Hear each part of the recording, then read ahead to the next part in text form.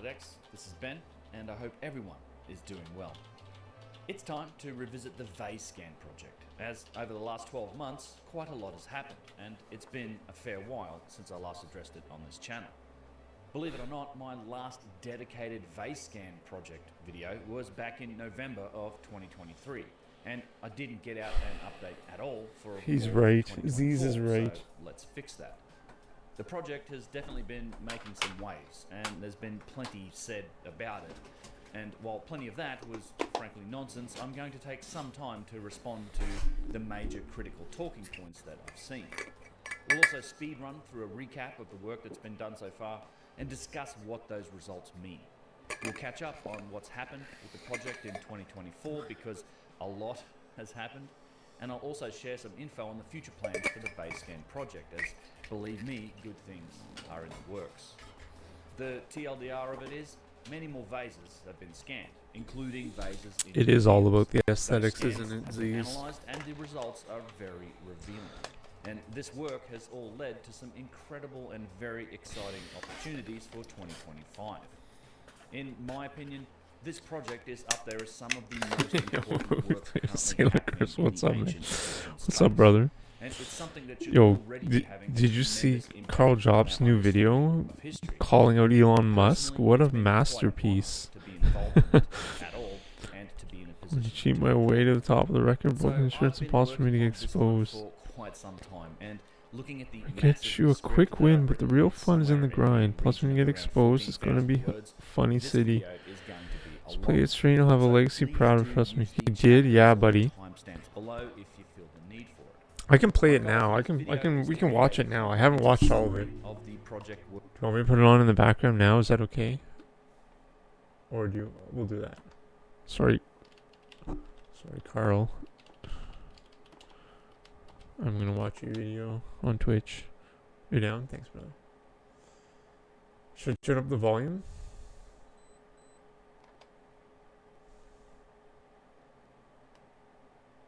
Oh my god, I got my computer so slow. I gotta turn up the fan. 1 sec.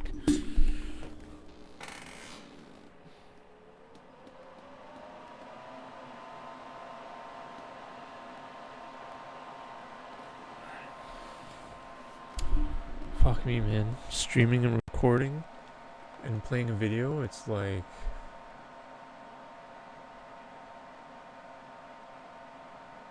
It's crazy stress on my computer.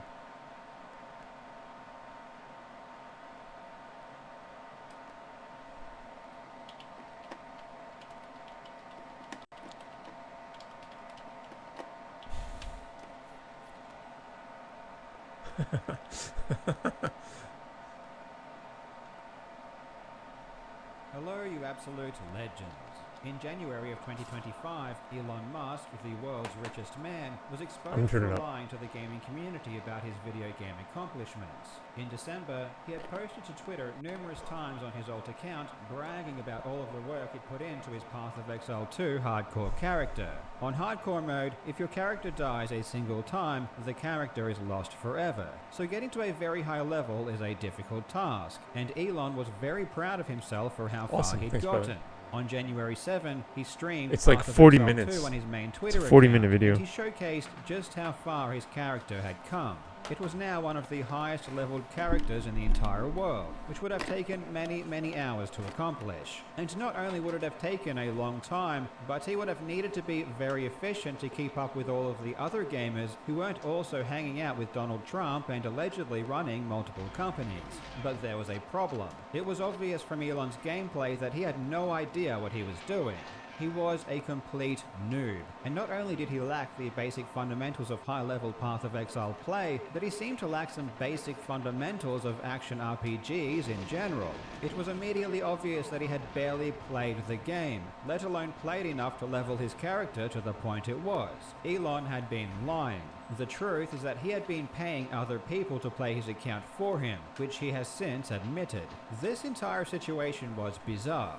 The man has more money and more power than you could ever want, yet he still felt compelled to lie about something so trivial. And to top it off, his reaction to being exposed was arguably more childish and insecure than the original lie itself. But what I find interesting is that it was this particular claim that seems to have really ignited this entire scandal. Because it's one thing to say that you've leveled up a character in a video game, but it's another thing entirely to say that you used to be one of the best players in the world at one of the most competitive video games of all time. If you think about like StarCraft or any game like you, Quake, man. any game where a lot of people are playing, to rise to the top, you have to be exceptional. Period. As a human being. Yeah. There has to be something exceptional about you. Yeah. Actually, for Emerson Quake, way back in the day, I was one of the world's best Quake players. I know we talked about this. Yeah. I love Quake. And not only was he one of the best, but he was even semi-professional. A long time ago, I was like semi-pro good at Quake. This is really dating me. In fact, he was part of one of the best teams, and they even came second in the first esports tournament ever, and he won thousands of dollars. One of the best teams in the country, actually. And I think it was the first. Well, I turned down all ads too. thing. I took off all the ads. We ended up coming second in that. Except for, I got think, $1,000 a 30-second it one was when you pretty good enter. Quite back in the day. Elon has been making these claims for an entire decade, and they are orders of magnitude more outrageous than his Path of Exile 2 claims. And yet, they didn't seem to cause any real backlash. Of course, once Elon was classified as a liar in general because of his Path of Exile claims, all of his other claims of video game prowess were discarded as well, as almost certainly being fabricated. If he lied about his Path of Exile achievements, he probably lied about his Quake achievements too. But that wasn't good enough for me. Elon made very specific claims about Quake history. He pointed to a specific tournament that occurred around a certain time period, and he even gave an exact prize amount for second place, What? Come which on. if true would have been the biggest prize pool in Quake by far for the time. If this tournament existed, he would have left a footprint.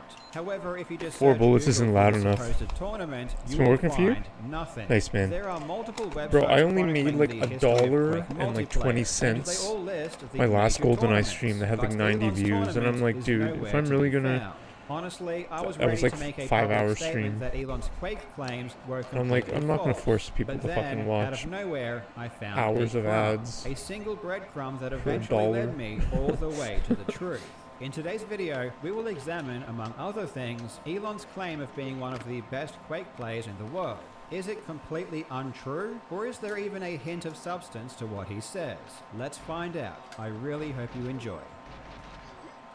Now legends, this video is sponsored by the military online game War Thunder, and when it comes to vehicle combat, War Thunder is the most comprehensive game ever made. Available on PC, consoles, and now mobile.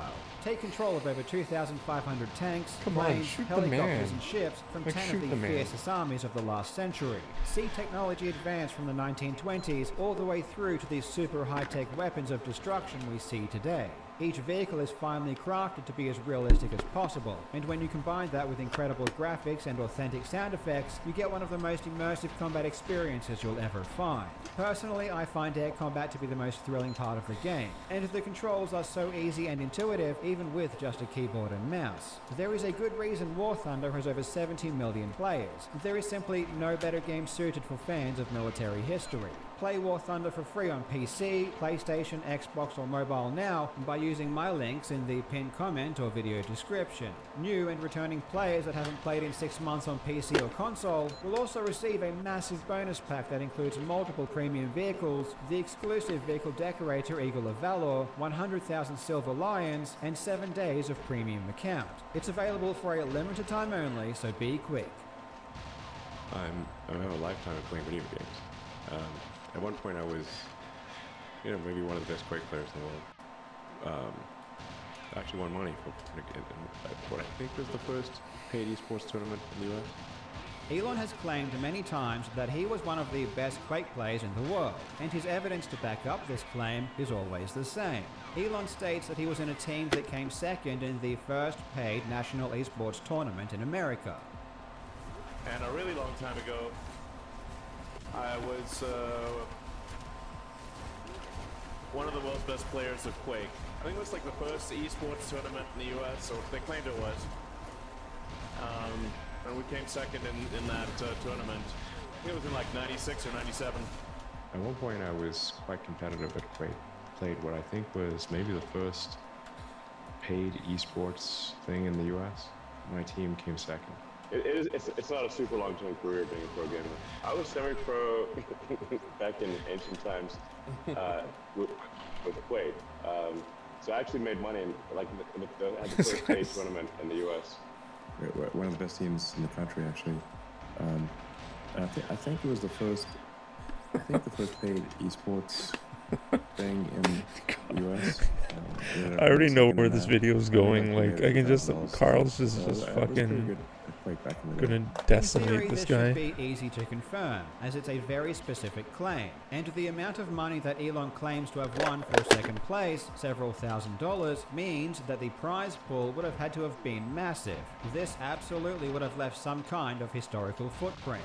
A superficial search of Google, however, yields no results that match this description. There are multiple websites that have been preserved that document the history of Quake, including the significant tournaments. And from these resources, a tournament of this size just didn't occur. Just The first swaying Quake into tournament that has Elon. both a cash prize and also historical evidence is the Red Annihilation tournament, which had its finals in June of '97. This is one of the most significant Oh, tournaments no, in Toad. esports history. I don't precisely agree. because it I seemed don't by agree many with people what's to be said the in first chat. True esports tournament, at least as we know esports today. In Oh, this man, event, I take 16 no qualified responsibility. players were flown to E3 '97 for the finals, and the winner, Dennis Fong, aka Thresh, took first place, which had a prize of $5,000 cash and one of John Carmack's Ferraris. Red Annihilation helped to popularize Quake competition, and shortly I after appreciate this that, event, man. the first Thank you, buddy. esports leagues, such as the How are you, Professional man? Gamers League and the Cyber Athlete You're Professional my favorite League, Canadian. were formed. From Red I can tell you Annihilation that. onwards, I mean, everything yeah. is extremely well Let's say that. documented, and there is no existence of a team tournament that had a second place prize of several $1,000s. And there is also no historical evidence of any tournaments, prize pool or not, that Elon Musk or his team came second in. So if Elon did win anything, it must have been something after Quake was released in June '96, but before Red Annihilation, a year later. Though even if this tournament exists, whether or not it was the first paid national esports tournament really depends on your own definition of what esports and paid means. The reality is that people have been competing in national tournaments what? in video What's games Elimination and Chamber? receiving money from it for decades. For example, in 1980, there was a National Space Invaders tournament where thousands of people competed. The regional winners were awarded $150 each, plus an all-expenses-paid trip to the finals. First and second place were awarded prizes, and third place received a $500 I check. shot late there. In 1981, the World So we're Asteroids kind of- Championships took place in Washington, D.C., I don't think this is double with the O, winner is it? receiving $5,000 and second and third place winning $3,500 and $2,500 man, respectively. like, shoot him. In 1990, the Nintendo World Championships was a massive video game tournament. Here, the winners in each age bracket received a car. Yeah, but I along mean, with dude, wrestling $10,000. fans, If you are fucking, inclined to they'll be a boo little less anything. pedantic about what constitutes as paid, you can go far back as 1972. They'll with the boo like Hulk Intergalactic Hogan, Space War Olympics, 'cause he's an American. event that many people consider to be the very first esports I tournament. know what you mean, though. In 1984, I gotta there check was the a video. worldwide track and field arcade competition, where, according to Guinness World Records, over 1 million people participated, with the US winners receiving a Jeep and being flown to Japan for the World Finals. Large-scale video game competition isn't a new thing. It's been happening for as long as video games have existed. But for the sake of argument, let's accept that none of these count because they don't fit the modern definition of esports, Nice. which generally involves complex player-v-player combat where you can directly interact with the opponent. In my opinion, modern esports first developed with fighting games like Street Fighter II. In 1991, Midway sponsored a tournament in California, flying the regional winners to San Diego for the finals, where the winner earned a Street Fighter II cabinet. In 1996, the Battle by the Bay Oh, the was double the first duck. yearly Come on, tournament baby. that would later become known as the Evolution Championship Series, or EVO, which now Like what? hosts Come the on, biggest man. fighting game tournament in the world. And of course, I we might just can't do like forget a about forced Quake's stock. Like, this is predecessor, just so Doom, fucking which stupid. spawned It's the such a waste of concept time. Deathmatch. In 1995, the year before Post it, thanks, Quake was brother. released, there was a I'll tournament check called in a little bit. Deathmatch 95, with the finals That's taking okay. place at the Judgment Day event organized by Microsoft. We're here in Seattle for the World Doom Championships. It's very, very cold and there's a very naff stage thing going on behind me. Thankfully, we're not that concerned with that, but we are going to do is follow the progress of a couple of British guys who are taking part. 50,000 entrants have been whittled down to 24 finalists who've gathered here at the Windows 95 launch to decide who will quite literally win the competition. Deathmatch 95 was essentially the first worldwide tournament. They held multiple tournaments to find the local champions and then flew all of us to Microsoft headquarters in Redmond, going from playing largely at home to, a stage at Microsoft headquarters. Not just like any tournament, like a real world championship tournament. Probably the first true esports event. The winner was Thresh, the same player who would go on to win Quake's first major tournament, Red Annihilation. Winning Deathmatch 95, Thresh received a new computer valued at around $10,000. These first esports tournaments didn't usually award cash prizes, because at the time it was hard to get sponsors who would fork over straight cash. Companies would rather offer up a prize, which is cheaper and has the secondary benefit of also advertising the product they wanted to promote. So I guess ultimately the argument can be made that none of these count against Elon's claim, either because they aren't face-to-face games or their tournaments only awarded prizes instead of cash. So when Elon states that he was in the first paid esports tournament, he might technically be correct from a very specific point of view. But personally, I don't think the distinction between a cash prize or any other type of prize is a helpful one in determining if Elon's second place achievement meant he was any good. Thresh, the eventual winner of Red Annihilation, didn't specifically win cash at Deathmatch 95, but that doesn't mean his victory was any less significant, and it was in part because of this first major win that Thresh would receive his first product endorsement in 96, and is considered by many to be the first esports pro. So I will let you decide if Elon's decision to exclude all tournaments that didn't specifically award cash prizes and all tournaments that might not be considered esports by today's standards is relevant, though we still don't even know if this tournament happened, or if Elon came second. And if you trust a lot of the comments online, you would be forgiven for assuming it didn't. Many people think the early history of Quake is completely documented, and because there is no concrete evidence of Musk's claim, he must be lying. But shockingly, I discovered this is simply not true. There was at least one Quake tournament with I wonder if they play it through the speakers, like booze. Because I think it's all, I think it's a psyop, right? They just want if Elon's story is true, I believe I've found the only tournament he could possibly be referring to. There is some credible evidence that Elon may actually be telling the truth. In June of 2017, a user posted to the Quake forum on ESR.com that they had listened to Elon's biography. In this biography, it mentioned that Elon's company Zip2 had a team that came second in a tournament and won several $1,000s. This person wanted to know if it was true or if it was just an exaggeration. Zip2 was a company that Elon co-founded in 1995, which was an online city guide that gave users information about local businesses. The biography in question was written by Ashley Vance and was released in 2015. In it, Elon claims his team, comprised of his employees, competed in one of the first nationwide tournaments and won a few $1,000s. Most of the forum post replies were unhelpful or claimed that this was false. For example, this reply, which states that there were only 2 North American deathmatch tournaments with over $1,000 prize money, and all of the finalists were well known. However, a full 5 years after the original post, an anonymous user posted this reply. Extremely late to the game here, but yes, Elon is 100% correct. We were the team that beat him in Zip2. We were Clan Olympus. Dumb name, yes. It was the first tournament held by Empath in Player that eventually hosted the Red Annihilation single-player game that awarded the Ferrari. I remember distinctly going to their webpage after playing against them in the final and seeing their About page with their executive profile. Come on, baby. All were unremarkable 20-something unkempt nerds, much like we were, and didn't think anything of it until Elon became a billionaire and his ties to his older companies became public knowledge. Let's be clear, an anonymous post on an obscure message board isn't good evidence. And when I read this, I quite frankly didn't put much stock in it. Still, there are some details that are important to note here. Mainly that the clan was called Olympus, the tournament was held by M-Player, and it was before the Red Annihilation tournament. And this wouldn't be the only player from Olympus that would step forward. After a June 2023 interview where Elon once again brought up his Quake claims, a user posted the video to Reddit, asking if anyone had any information.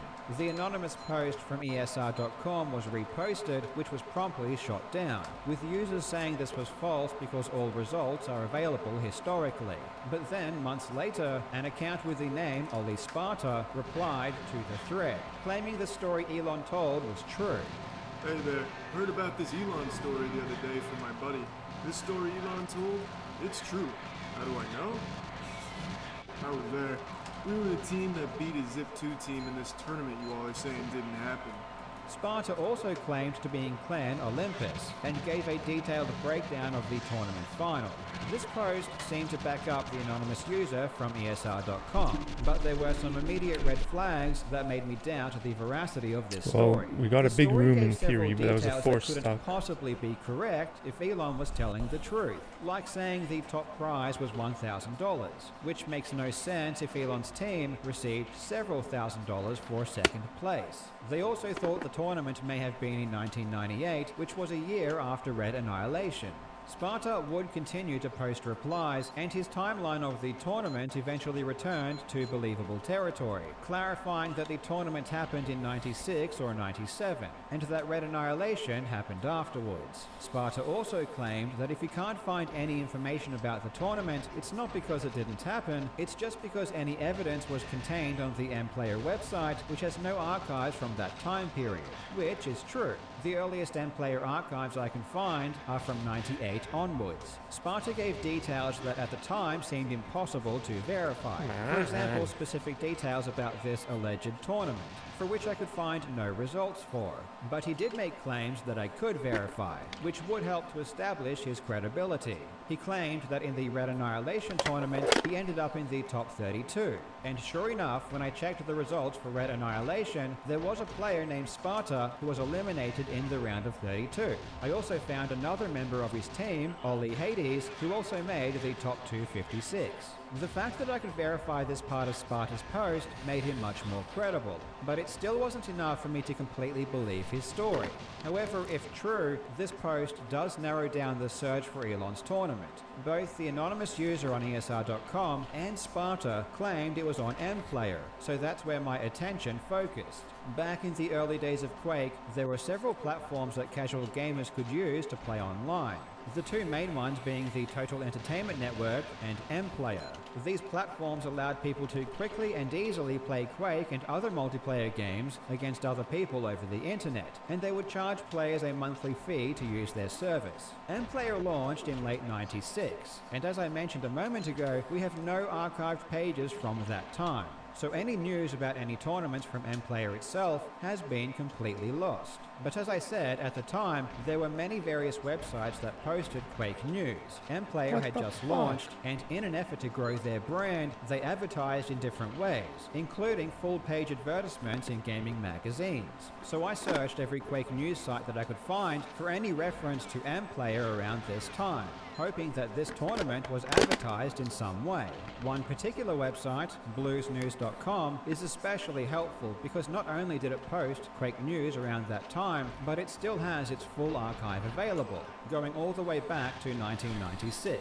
And lo and behold, searching for references to M-Player, I found a post from January 3rd, 1997, which linked to an article on Next Generation announcing a Quake clan tourney with a $5,000 cash prize. What? Thankfully, this article was archived, and it reads, clans registered with M-Player by January 2nd are eligible to participate in their Ladder to Cthulhu Quake tournament. The $5,000 prize is one of many prizes that will be awarded to participants of the tournament. What's funny about this article is that it was published January 3rd, a day after the registration cutoff.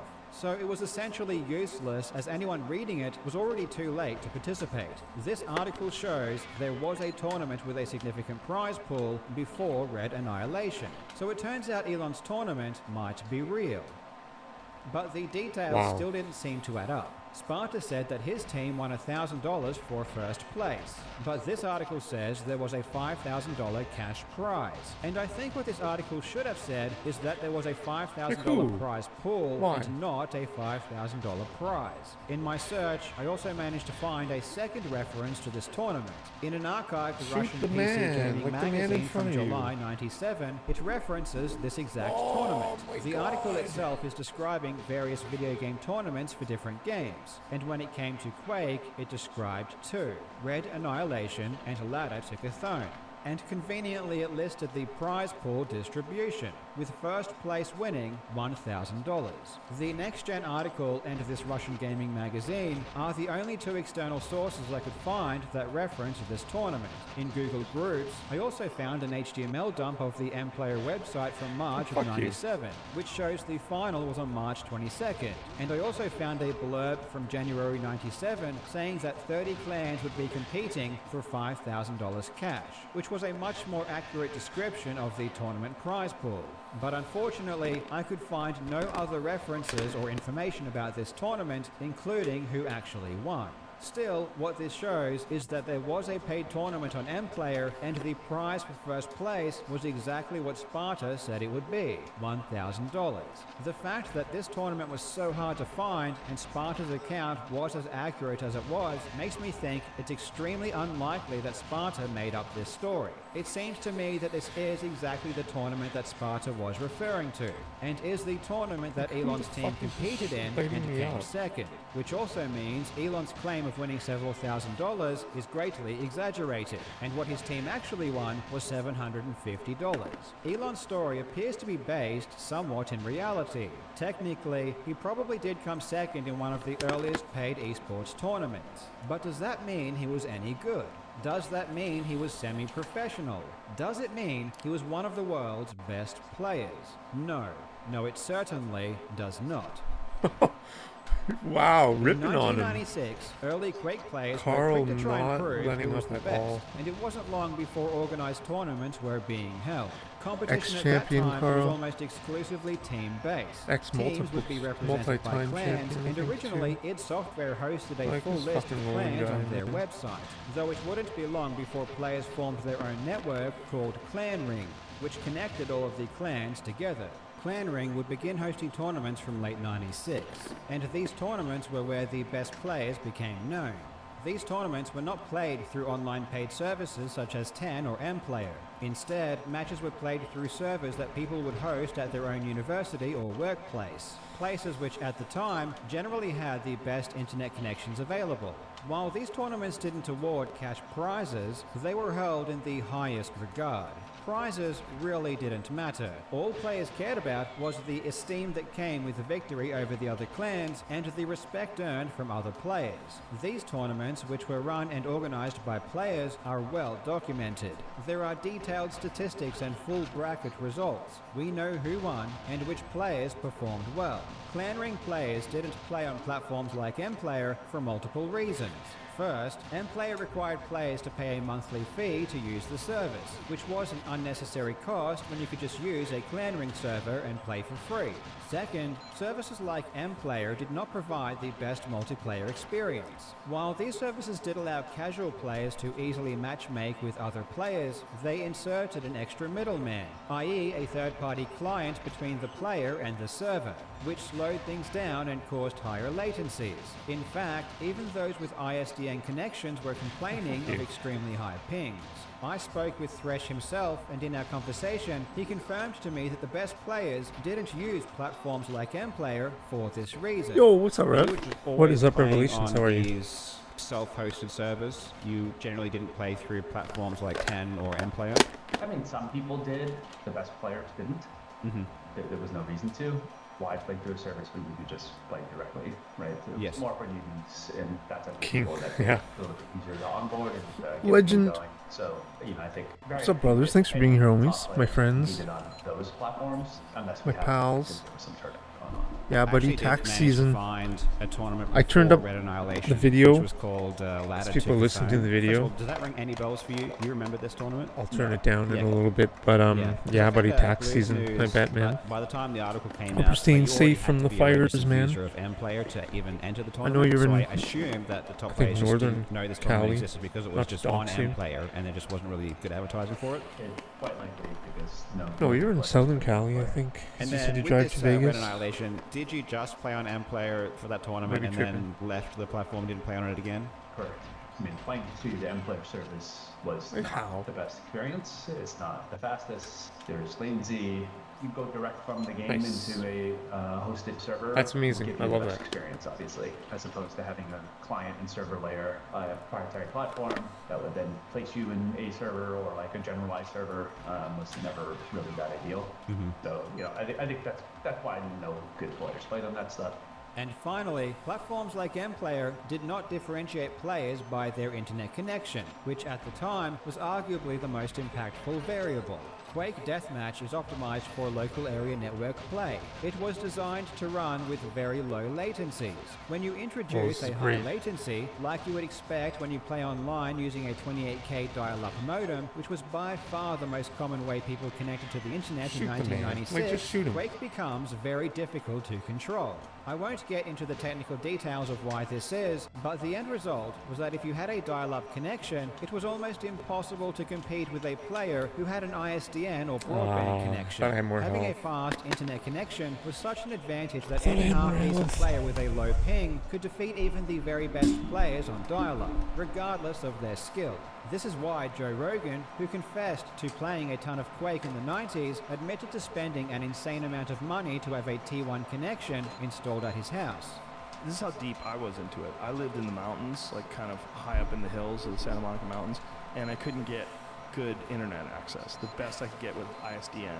I couldn't get cable. Couldn't get cable modem out there. It's fucking terrible. The pings were awful to everywhere. So I had a T1 line installed in my house. Oh, you must have been rich. I was rich. Those were expensive. Why? Why? It was worth it to me. It was a 1.44 megabit line. Yeah. Wait, it was those were like worth it. 10 grand a month. It was worth it. That's crazy. Did you really buy a T1 line back then? I had it installed in my house. How did you get that? How could you even afford TV. that? Oh, you were using TV stuff. I was on TV. Yeah. Wow.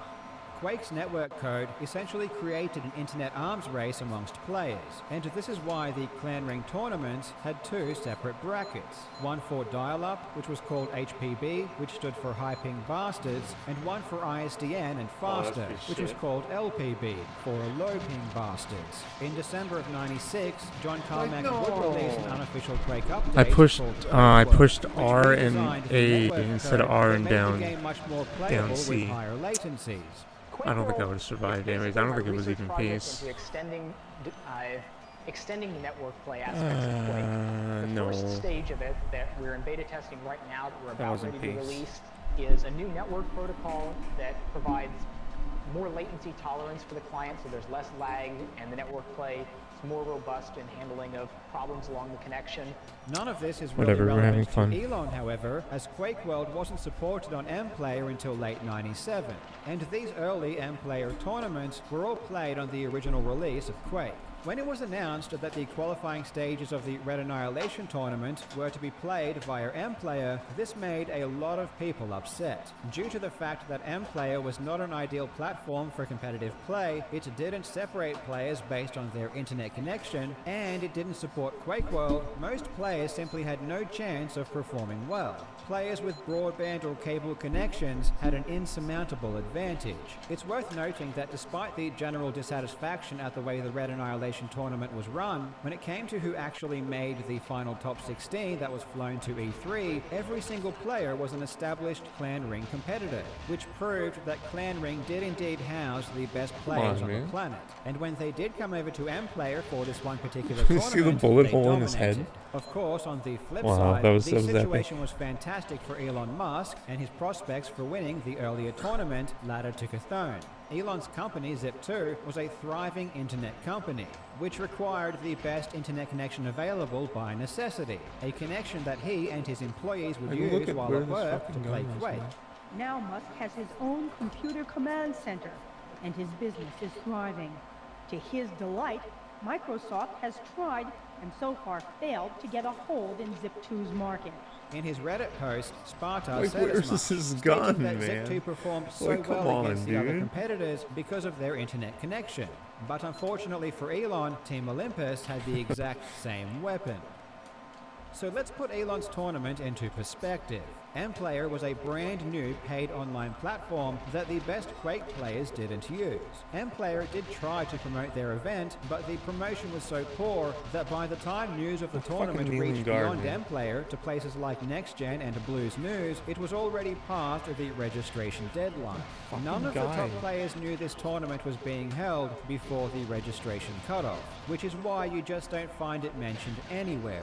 Even still, the fact the tournament was run on MPlayer at all meant that most players simply wouldn't have been able to compete anyway due to their dial-up connections. So in a nutshell, Elon played in an obscure tournament which has no footprint and was able to roll over most of the competition because of his superior internet. Oh my gosh, and when he Carl, reached an just opponent laying with into equal him. footing, he lost. Ironically, the part of the story that Elon feels necessary to repeat every single time, the part where he blames his loss on the fact that a team member's computer crashed, highlights just how amateurish this tournament was. Wow. We ended up coming second in that. Fucking We were ripping actually on going him. first, Like, the best. I was wow. the best person on the team. I'm like shocked. His computer crashed halfway through the game, so we ended up coming second. But we came second. I was the second best person on the team. And the Come actual on, best man. person, we're actually winning. We would have come fuck you. first, except the best person on the team, his computer crashed halfway through the game. So we came second. My team came second. We would have come first, except that I was the second best guy on the team, and the best guy, his computer glitched halfway through the game. Can you imagine any reputable esports tournament that would allow the result of their grand final to be determined by a tech issue? Clearly, MPlayer did not take this tournament seriously. It was merely part of an advertising campaign to try and attract new players. To then go on to claim, because of this second place victory, that he was one of the best Quake players in the world is honestly pretty insulting. If you want to compare teams with some actual data, I found that Elon's Zip team had 2 players reach the top 256 in the Red Annihilation tournament, while the Legends clan had 6 players in the top 16 alone, with Ruthless Like this Bastards, fucking dude. Extreme Prejudice, and Impulse 9 having 2 each in the top 16 as well. And these were well-established clans who had either won or placed very highly in the clan ring tournaments. These are clans with legitimate achievements that we can actually verify. The truth is that Elon was not very good at Quake, and while his team may have come second in a tournament, the circumstances surrounding that tournament make his victory completely boa noite, empty. amigo. But don't just Ótimo take my game. word for Yo, it. the There is someone Blackbeard else who was around at 7. the time and who remembers Bem-vindo, playing meu directly amigo. against Elon Musk himself. 69 In a months. 2020 podcast, Thresh, the very same player who won Red Annihilation, He was sailing and the was by ocean all blue. metrics the best Quake player in the world at the time, said What's up, Elon Blackbeard? wasn't very Bem-vindo. good. Well, actually, I mean, it was funny, like Elon Musk. Eu vou baixar o volume desse vídeo, é muito alto. Almost every day, I'd see him on. He'd be playing as Zip2 as his username, and a really good buddy of mine. He was. Hold on, Dennis. Hold on. Was Elon Musk any good? Obrigado. He was okay. Bem-vindo, amigo. You can be honest. No, he wasn't very good. But my buddy of mine. Wow. Slander. And after Elon started Slandering boasting about him. his Quake skills a bit more frequently Jobs and a bit more slandering publicly, Elon. Thresh would again step in to set the record straight. In a 2024 Freethink article speaking directly about Elon Musk, Thresh would state, was he any good? He was okay. I know he claimed that he was one Wow. of the top players. He was definitely not one of the top players. So let's compare Why is it so? Elon's Why is like? accounts with the actual This is really petty. I mean, According to Elon, I've he never was been a second champion of a professional game Quake player who was one of the like best in Carl the world Jobs at the has, time. but like. He was on one of the best teams in the world, which came second in the first paid esports tournament ever, in which he won $3,000. The truth is that while Elon did play Quake often, he was not very good. In early 97, How does he have the data to confirm that he's not very good? Like, what if he's just like amazing? platform MPlayer, a platform that no top players used. Using his superior internet connection, which gave him an unfair advantage, his team managed to come second, earning them $750. A question that arises Wow, is what whether or an not Elon's audacious exaggerated claim. claims are from poor memory, What a bold intentional claim. deception, or straight delusion. And in my opinion, it's hard to pin this down to anything other than Elon Yeah, being a dishonest I person like in general. Quake. Elon Quake is straight awesome. up lies a lot. For example, No, dude, I think it's like for another couple months, Toad. during his final semester in college. Yeah. He's fucking, my final you know, semester of college, I he's smoked rocking more it than on I Kick smoked though. all my college classes. However, it's well established that Elon Musk had dropped out of his postgraduate degree in '95 to form his company Zip2. Well, that was the summer of '95. I had no Um, I was working. I think it's about 180. Research in Silicon Valley on a completely different subject. I think it's about 180. But yeah, he's streaming every day on Kick, man. If you want to follow him. I don't know if you've resolved stuff with him. Would receive a scholarship and a stipend and so forth. In studying, I had nothing. I had no income source. This was a year before Quake was even released, so it's impossible that Elon was playing Quake during his final semester. When Elon admitted that he wasn't the one leveling his Path of Exile 2 account, he attempted to gaslight everyone by saying that he never took credit for leveling the account, or ever intended to. Who's James Williams 1984? Untrue. On Twitter, he did Who's that? exactly that, saying, and I quote, "After so many deaths, I'm carefully building up a Path of Exile hardcore character." Aside from directly claiming Oh, that he he was the banned one Jimmy leveling his Billy? character, it's No, he obvious did to not. anyone with half a brain that streaming the Why? character is implicitly taking credit for it. Unless you state otherwise, people are going to assume Sorry, that Jimmy the only Billy. person playing That's your hilarious. character is you. Elon also claims to be one of the best Diablo 4 players Really? in the world. And his evidence for Oh, this man. is that he had a top-ranked time in an endgame dungeon called The Hit. So are you in the top 20 in the world? The top 20 Wow, what? No, he did not. That is not. That must have been a fake Jimmy Billy, man. That must have been. That must have been oh, what's it called? Framed. Sounds framed, man. That's not Jimmy Billy. Bro, like let's pull up like Jimmy Billy's last messages. Carrying over nothing from previous playthrough. This ensures that comparisons to other players are fair. When it comes to comparing hit times Why? before, this is not the What case. happened? As you enter the dungeon, What's happening, man? already Like, equipped. what's In even this going example, on? the most important factor He's not even isn't your on. skill, Like he's it's on a your different gear. website. It's the specific build you choose to use, which involves many Still factors causing that have nothing to do controversy. with skill. The Man, point like is let's pull. We illustrated gotta pull. Okay, we perfectly have to by focus on the huge last messages of discrepancy Jimmy Billy. in It'd be clear like the times for sweetest different messages. classes. Elon's He's like class, up Spirit there for Bomb, like the could clear sweetest tier 150 in a couple of fucking minutes, while all of the other chatter. classes took well over 10 minutes to clear a much lower tier. And Sorry, the Jimmy, only we're reason not. Spirit Bomb We're would not do so doxing well you, is but because like, players, including what's his the number? player 84. pretending to be That's his Musk, user. were abusing unintended exploits to one-shot mobs, making 483 the dungeon absolutely messages. trivial to complete. I'm not saying there isn't some skill involved, but unless everyone is using the same class, the same build, and the exact same gear, it's Last one impossible is to catch you next time, accurately dude. Good determine a luck. player's skill Oh, I'm level. gonna look And for like a because really Elon like. admitted to paying for someone else to Sweet. play his account and give him the best gear, not only does he not deserve any credit Okay, for what actually, his the character the can do, last but it's messages of probably Jimmy not Billy even are kind of playing like his uploaded speedruns. He lied good about discussion, everything else. but like. The chance of him being honest in this instance is Anyways. extremely slim. And because he has lied so That's much hilarious, already, man. I would need better evidence than just So a he screen made an capture account? to prove it was him actually playing. It boggles my mind So Jimmy that Billy with made so an much account money and power to is talk still smack? so insecure that he feels the need to try and convince people that he's also God's gift Do you know to why? gaming. Not only is he deluded, but he's an insult to the actual professional gamers who devote their lives to this one endeavor. Elon might enjoy playing video games, which I think is pretty cool, but he certainly doesn't respect other gamers. Because if he did, he would stop downplaying their achievements by claiming that you don't need to work as hard as they do to be the world's best. That's hilarious. Professional esports players practice 12 That's really hours funny. a day, and only a gifted few are able Oh, to it's so rise to funny, be the very drama, top. man. But if you're as amazing as The Elon, drama. you can run multiple companies, you can help audit the US Want to hear some government, drama? hang out all day at the White I love the House, and DJ. I still love be the best dynamics. Diablo 4 player in the world.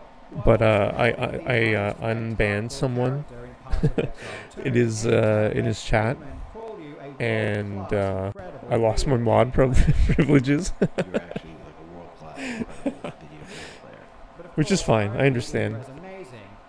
You were there for that? Oh my god. Too funny. I'm totally not bitter at all, but I'm just saying, like, that shit's hilarious. I've taken away mods, people's mods. I give them back, but like I've done that before.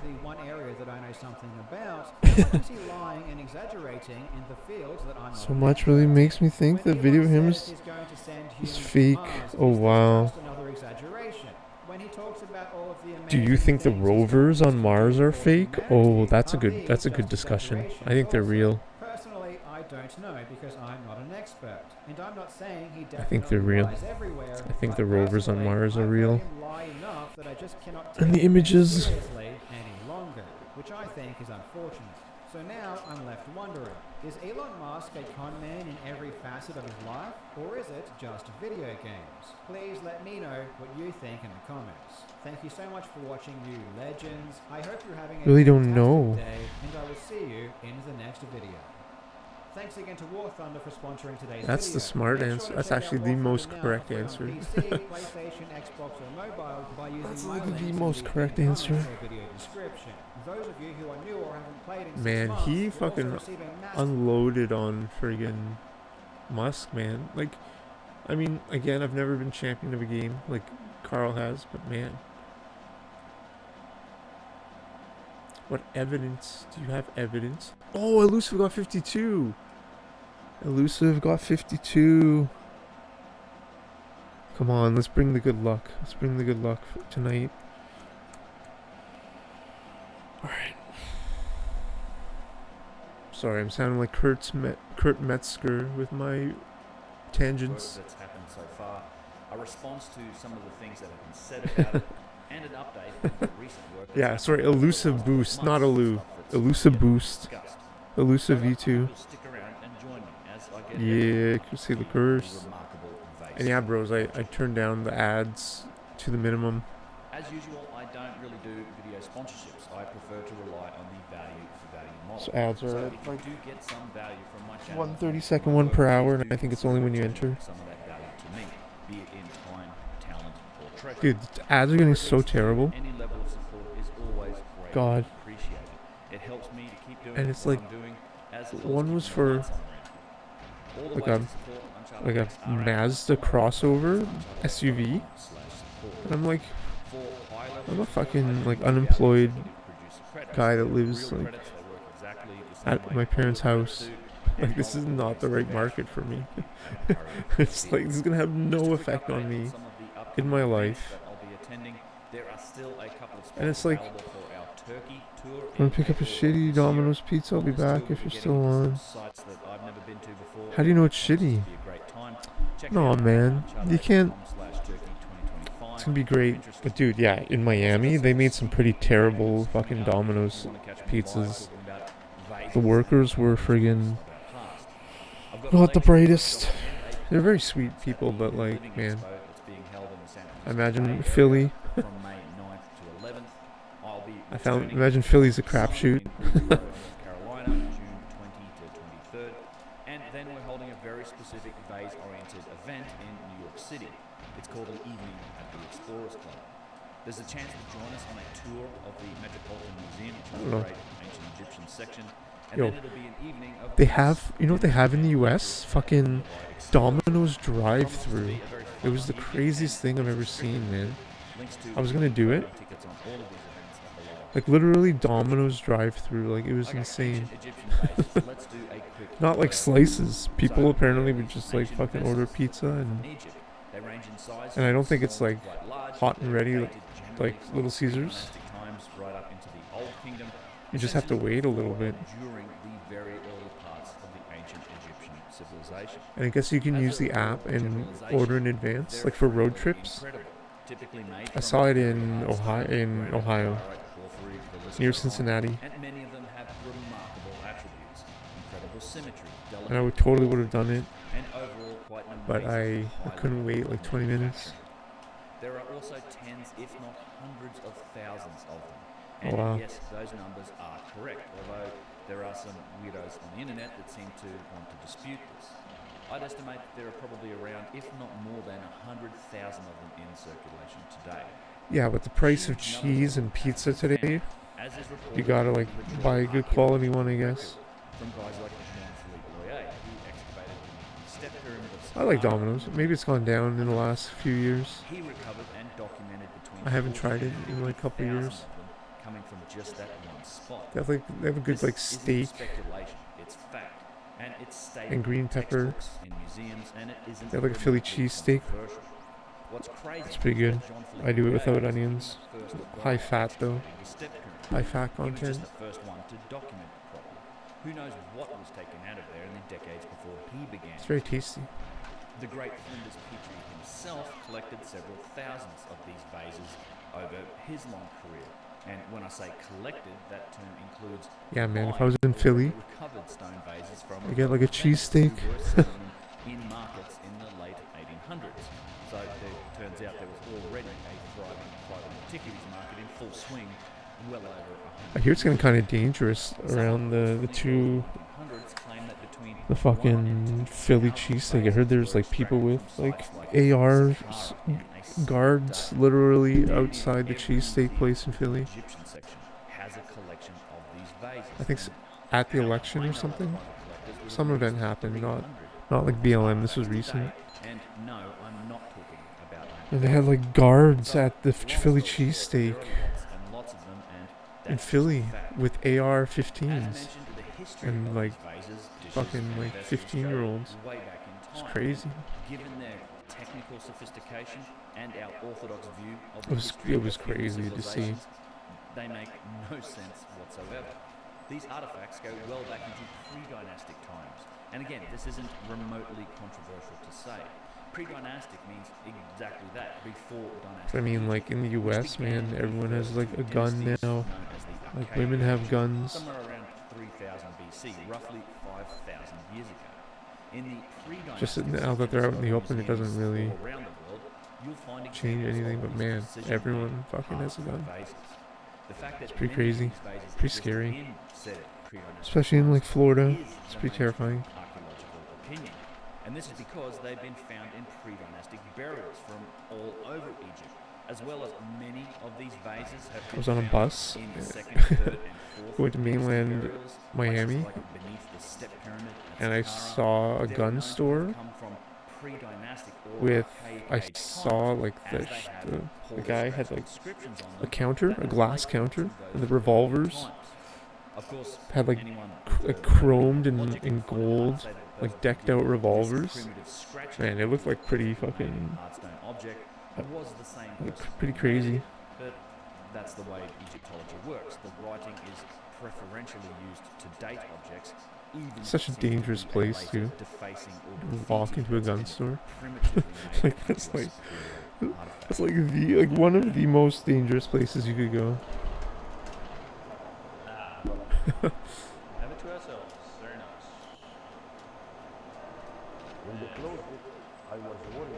And you can't just be like, oh, like you can't just walk in and be like, oh no, just browsing. You can't do that. Just browsing. Just taking a look. I guess you can, but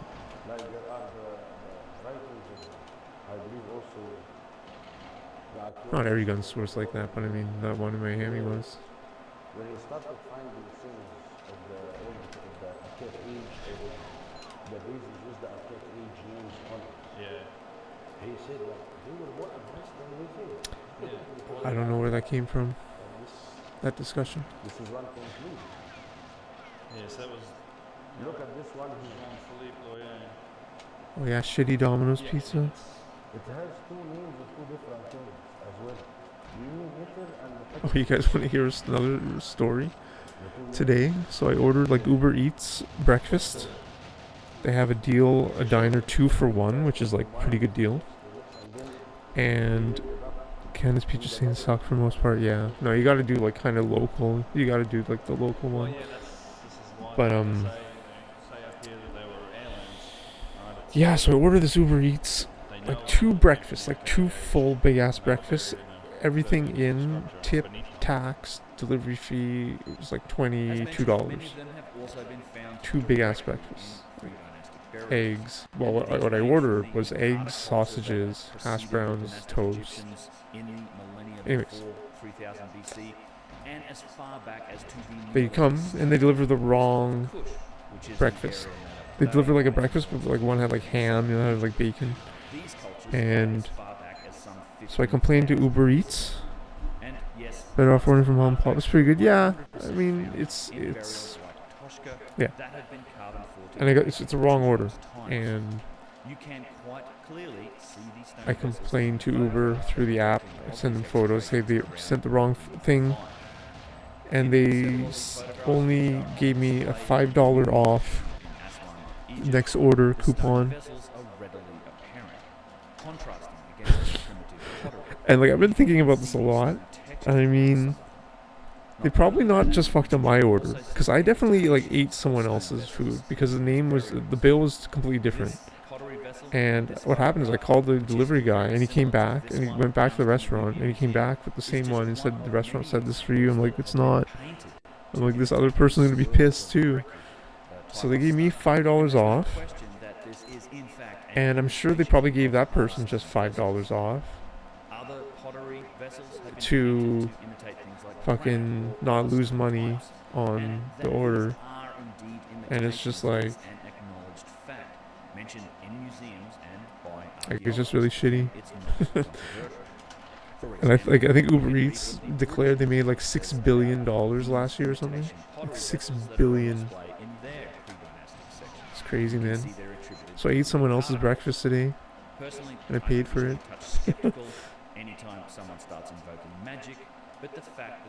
I ate two of someone else's breakfasts. Like someone else is eating like I just ordered like 6 sausages. So man, if they don't like the sausage, man, like they're fucked. Anyways, that's my rant. How I got screwed by a fucking billion-dollar company. And the restaurant takes no responsibility. And the restaurant doesn't care. There's no like loyalty. There's no like customer through Uber. So the restaurant doesn't lose any money. The only people who lose money are the clients. Like if it was a completely different order of food, I would have paid. There's nothing I would be able to do. Right? Like I'd be fucked. And what if it was like, the order was like fucking like $50-$60 like a family, and the wrong thing comes and it's like this fucking like shitty little thing. It's not related at all, and they give you $5 off. Like we're fucked, man.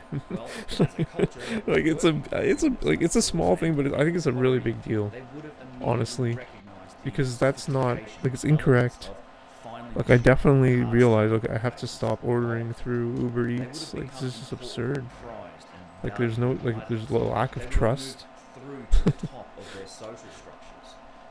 The chain sucks at every level.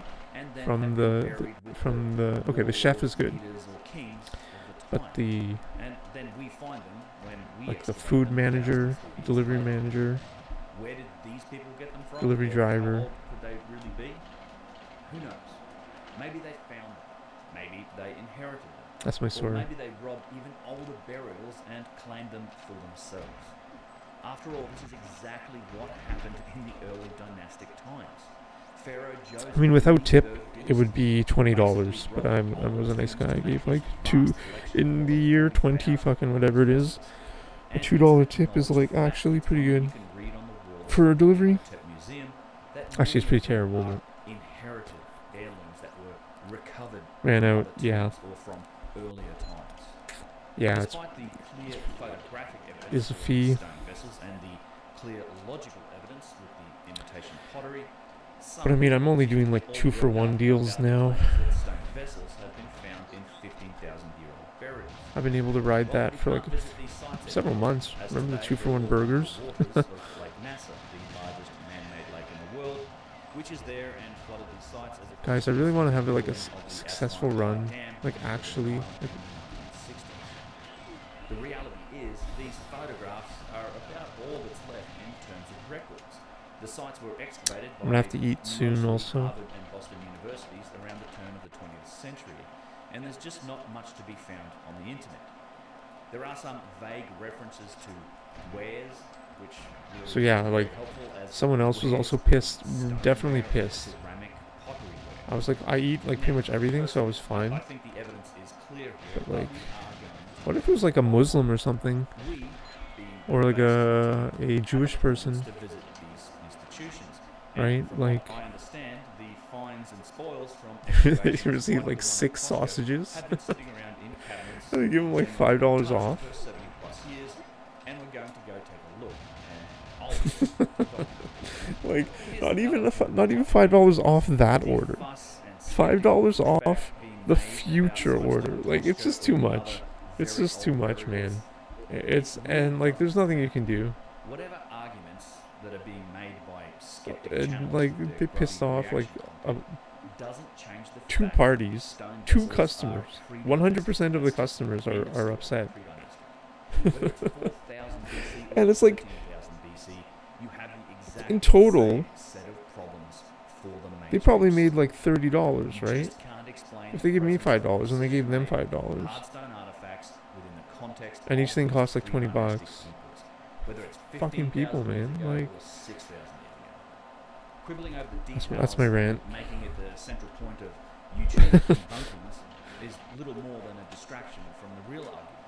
I think it's a bigger issue because everything is becoming automated. Everything becoming this shitty $billion These app simply service. aren't the humans who We're created getting fucked. masterpieces of stonework, precise down to the micron or thousandth of an inch, in exceedingly hard types of igneous rock. I almost drove to the person's house because I had the address. The art But I started eating before I realized I probably should have just driven to their house. frankly also extends to the dynastic Egyptians. Oh, but it's fine. Is somewhat redundant simply because so many of the vases have been dated to pre-dynastic times. Like, it seems where? pretty clear to me that the pharaohs of the early dynasties had found, robbed, or inherited them, and that they weren't making them. Not for nothing, but this isn't a phenomenon. So Jimmy Billy's went fucking AWOL, eh? Stone artifacts have also been found in nearby Turkey. Artifacts that are also dated to the 9 to 10,000 years ago range. So something seems to have been going on in this region long ago. Machined obsidian rings and obsidian vessels, which can only have been created. Oh, no, I didn't do that yet. I know I'm an idiot. Have been I'm an found in idiot. primitive burials dating back to the very early Holocene. It's an interesting topic. Speaking of missing the boat, did you see that the XRP was included in the strategic reserve? That's important to keep in mind. And Trump announced it today. Check out the price of XRP, Cardano, ADA, and what's the third one? Solana. And in the second tweet, he said they're adding Bitcoin and Ethereum. But no, I didn't get the Amazon gift card. And with the crypto, I think I'm going to wait a few days, maybe a day or two for the dip. And then I might buy some. Might buy some XRP. Might buy a lot of XRP. Around a 3 on the Mohs scale of hardness. You can contrast that against the 6.5 and up of the harder igneous rocks. It's also homogeneous. Maybe some Bitcoin. With flint or with copper. But Bitcoin's so expensive to do the transaction. Bitcoin is like, the process of making these alabaster I think they vessels charge was me like invented by a fucking smart dude named Imhotep in the 3rd dynasty. a lot of money. And there are inscriptions and scenes depicting this primitive process. Bent sticks with weights attached to them. They had flint And tips Ethereum inserted too. at the bottom, and then they were spun into the stone. Bitcoin Summit? Yeah, buddy. Yeah, oh, even, yeah, man. It's pretty exciting. Overall, it was a fairly laborious, primitive process. We also have the results of this process. No, dude, I was lucky. I sold online at the top, honestly, when we last spoke. When they didn't announce anything at the fucking other meeting, when everyone was waiting for it, I was really blessed. Yo, Jersey, what's up? How are you? How are you, Jersey? I turned off my ads. Visibly pretty wonky. They're definitely not symmetrical. Others you can tell are $10? Yeah, buddy. level. Others are out of route. I don't know though. Although they're undeniably beautiful ancient treasures, they're just not What's up, Jersey? How are you? as the precision made. A rare appearance. So let's What, me streaming? just for a moment. If you think, as some people Welcome, welcome. that the dynastic Egyptians were capable of Always happy with Jersey here. hardstone vases by hand, Like, fuck off. and that they Not were you. doing that, then What the fuck is this? to do so? Why are there basically none of them attributed beyond the fuck off. third or fourth dynasties? Why keep making this superior product when you can replace it with a No. process that uses benzene? How are you, Jersey? It's like midnight there, eh? It's like 1 a.m. The same thing in softer stone. Does that Thank you for tuning in at 1 in the morning. as logic might suggest, were these early dynastic Egyptians doing the exact same thing as the pre-dynastic people, merely collecting and inheriting artifacts that already Am I true for real? This is a point Not gonna lie, it is. beyond the vases and into other categories of stonework. I call it the tale of Well, we're glad you're here. and I discuss it extensively Oh, nice. in this video. Sweet. Alright, so context and background established, let's get into Sweet. modern developments. Our story starts at a point in time a couple of years back, sometime Nice. in the year 2022. I'm out happily walking my dogs, R.I.P. Ari, the bestest of boys, and I get a call from Chris Dunn. Turns out one of these granite vases had finally been analysed with modern technology. Adam Young, someone who I'm proud to call a friend and colleague What these days, fucking hell, had man? acquired a pre-dynastic granite vase some years back, and recently had it scanned using structured light, a relatively new technology that produces How y'all been? a Doing model alright? accurate down to under a thousandth of an inch. Jersey, I'm going back to China. A human hair is between 2 to 3 Gonna be moving back to China soon. In maybe 2 weeks. Yeah. Pretty crazy. I'm really blessed. I'm extremely blessed. Regular printed paper might be somewhere between 5 or 6 thous thick. And look, for all the people in Europe right now currently throwing tiny tantrums, Okay. there are roughly 25 microns in 1,000. The math isn't hard. Adam I can play nice. base scan analysed by aerospace engineers and Yeah. I'm going the science of measurement. to Qingdao. First I'm going to Zhengzhou. Software like Hollywood's or other CMMs, which is short for coordinate measuring machines. These Zhengzhou. professionals were trying And then I'm going to understand just how Qingdao. precisely the vase was made. And the results? Nothing short of earth-shattering. Blessedly. To the idea that these were made by Better than that. primitives who rubbed on granite Well with sticks said. and rocks and sand for years at a time. That might sound ridiculous, but I'm not kidding. Yeah, I'm teaching a university course. Everything we see in Supply chain demand. It turns No, out the supply chain endless design. Egyptian workers were really just all And then I'm going to be teaching children English. hard while rubbing on granite with sticks and rocks. Nice, Jersey, nice. Out-popped Oh wow. pyramids, shockingly massive and precise granite That's structures, quite the immaculate 1,000-ton It's quite stone the statues big and incredibly intricately sculpted stone artifacts, range. both large and small. Set. You'd be amazed Here how Japan many people is try now to less copy expensive than like in the 90s and 2000. that they just try I'm a teacher, yeah, I guess so. I guess so, Jersey. I guess I am. I guess I am. Thank you, Jersey. Because I've been doing this for like a few years now. many leading Egyptologists or archaeologists. Right. It's the only job I can get. I'm blessed, I'm happy, I'm really lucky. But when I say it's the only job I can get, I mean it's like some sort of spiritual purpose, some sort of guidance. Like I'm meant to do that. And it's even something that I've witnessed firsthand. I was there in Egypt in a group who actually asked Zahi Hawass about the precision Come of on. the Great Pyramid.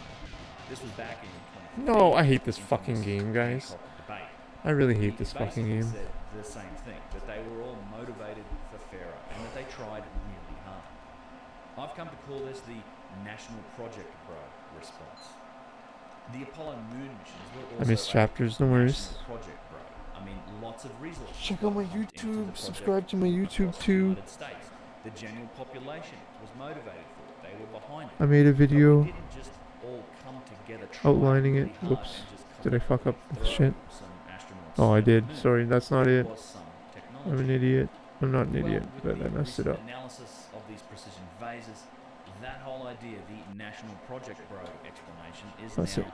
unequivocally dead. I wanna fly over. Oh, It nice. cannot have been done without significantly advanced Oh, you're waiting for my boy's court cold, date. hard data doesn't lie. Oh, wow. And the precision that we find in these ancient vases simply cannot be achieved with primitive methods. Certainly no one has Oh, thanks, Jersey. No worries.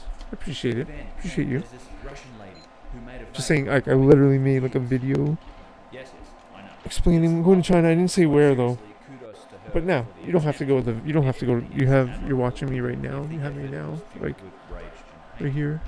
That said, So I can and explain it however, better. An attempt does not the precision vase Mhm. make, and the result of Olga's work is not remotely the same thing as the ancient I appreciate it. I examples, appreciate you. nor is it remotely in the same ballpark precision. What the fuck is this? And as usual, there's some detail and nuance that gets Jimmy ignored Billy, by the man. skeptics here. It turns out there seems to have been some cheating involved with the Going use of crazy. modern equipment, like a rotating I love table, Jimmy Billy. precision bearings, I love the guy. and despite the fuss that's been made online about this I swear it must have been someone framing him. Someone must have hacked his account because that doesn't sound like him at all.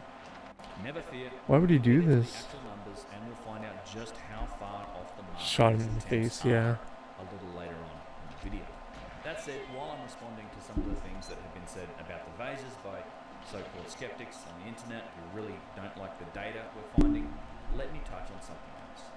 I can't tell you how many times I've seen my opinion, position, statements, perspective, whatever, misrepresented. Yep. Typically in very short comments like this one. Ben says you can't make vases by hand. Look at this thing this person Oh, did. fuck He's me. a liar. That's Fucking terrible. This is a tactic as old as time, and frankly one I usually don't bother responding to when I see it. It's called a straw man fallacy. A very simple misrepresentation of something that I've said, creating a statement or Like this premise fucking that game, I never man. made in order Like, to dude. argue against it. I mean, who would have thunk it that a simple tweet or a 2-sentence Oh. comment might not have any valid criticism against a 45-minute video that's full of nuance, context, and admittedly some pretty complex arguments. But seeing as we're here, we're in this video, let me make my position clear again, as it's never really changed. I have never said you can't carve stone by hand. I gotta I've ask said that Dogger you can't now. grind through I granite have with to. copper or sand Jimmy or Billy, what anything happened, of that man? nature, because of course you can. People work stone by hand and with primitive methods all the time, and they've been doing it for thousands of years. What I do say is that you can't get the same results. Well, I'm gonna guess. I'm gonna guess what happened. I'm gonna guess. What the words that come out of my mouth can have no impact on anyone because it's just like a guess. I think Dogger was maybe making fun of the side league thing that Jimmy Billy made. That's my guess. He was probably just like ripping on the side lead thing.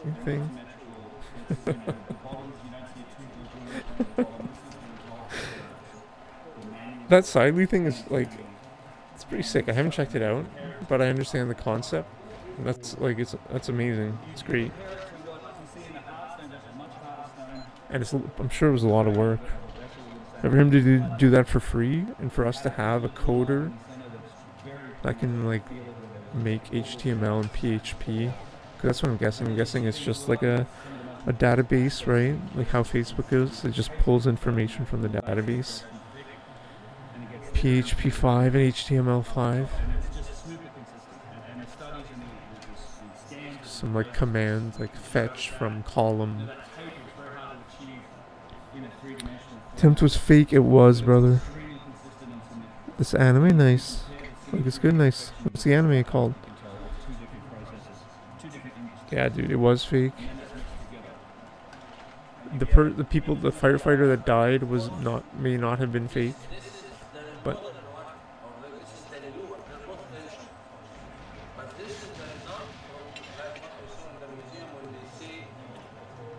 I think that's what happened. That's my guess. Dogger was just fucking ripping on the side league rankings that Jimmy Billy just made. And I'm not alone in saying that. Literally hundreds of actually qualified people agree. Or okay, no, I have another one. Or he started ripping on Australians.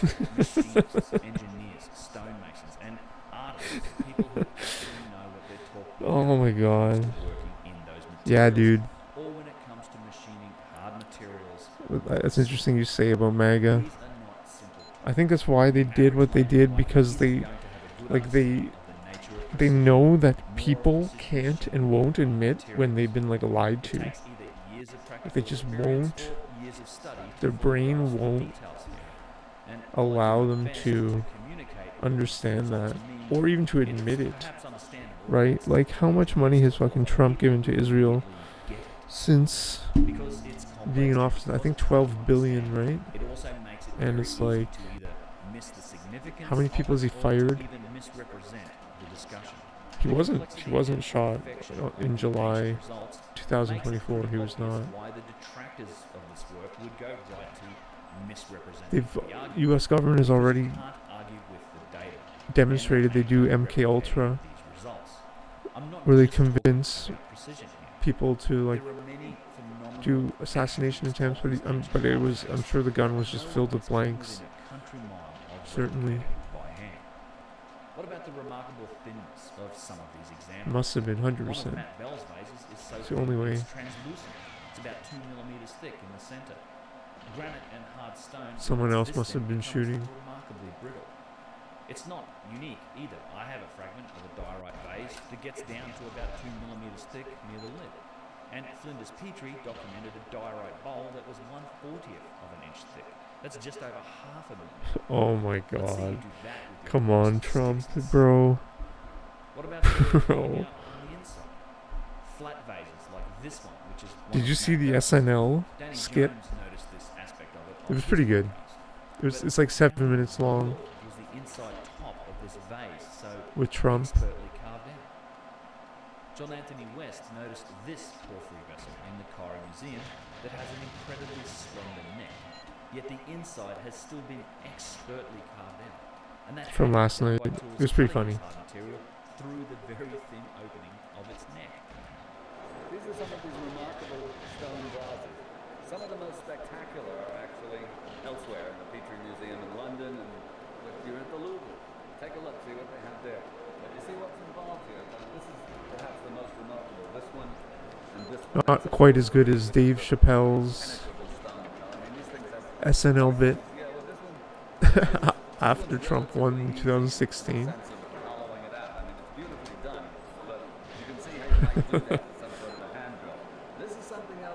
That one was wild. It's hollow on the inside, and the thickness of the lip is pretty much the thickness. Oh man, I'm sorry, bro. It's pretty, dude. The Middle East is like absolutely in terror and shambles, and no one's gonna help us. Like, no one's gonna help Lebanon. Maybe someone may help Lebanon, maybe. But like, no one's gonna help Iran. Fucking assholes. Like, Egypt's gonna do jack shit. They did a lot of shit though in the 60s though. But like, it's pretty scary, man. It's absolutely terrifying. Did you see the fucking Trump tweet of the Gaza, like Trump Tower in Gaza, and like him on the beach? The fucking yeah, like really fucked up shit. Then there is the subtle evidence for elegant Live fire exercises, simulate regular exercises. Wow. The significant ratios, all topics that I'll summarize in this video. Yeah, they're going to. Or it'll be a fake war, but I don't think it's going to be fake. When it comes to the skeptics and their reaction content, they never seem to address the I'm sorry, bro. the really difficult aspects of the problem. You just get declarative statements like, it so can be done by hand. How were they able to get it so goddamn perfect? They're I fucking think it just game. has to do with the circularity of spin cylinder. You make a compass, and you spin it around, you make a perfect circle. And basic demonstrations that deal with the simplest aspects of the challenge. Oh, wow. Things like somebody using lapping stones to get a surface Crazy. flat, or somebody chiseling an inside corner on the outside of a piece of stone, or somebody spending 2 Fucking years Mother Russia, on a man. handmade stone vase that looks kind of sorta like an ancient vase if you squint hard enough, but never addresses any of the precision or gets remotely close to replicating any of these other attributes of That's ancient crazy. artifacts. This happens and then victory is just simply declared. And it took them years. Do you think there's any chance that like they could lose? Terrible fucking job. It was Like the United States and Israel could lose. Like what if China just fucking says, okay, enough is enough of this nonsense? We see Iran as like a security threat to us now, right? Like, and they lose. I can totally see that like happening. By ancient examples. This whole thing also boils down to an incredibly simple. What's the Samson option? Like nuke everything? The burden of proof to demonstrate it is on you. That's I terrible. don't claim that I know how these things were made. I'm stating that to get But I can see it happening. I mean, I could totally see it happening. done by hand with primitive methods. Certain no one has adequately demonstrated that it can. Because they're losing the China narrative and everything. Like in most, like I'm not. That's not just because I'm like going back to China and like hating on the West, but like they can't even control the narrative, right? They can't control to make your case. information. Have experts examine rigorously and thoroughly the original artifact. That's so terrible. Paying close attention to the most difficult characteristics to reproduce. 2. Describe the theorized method used by the Egyptians. 3. Perform the work, including that which is most difficult. 4.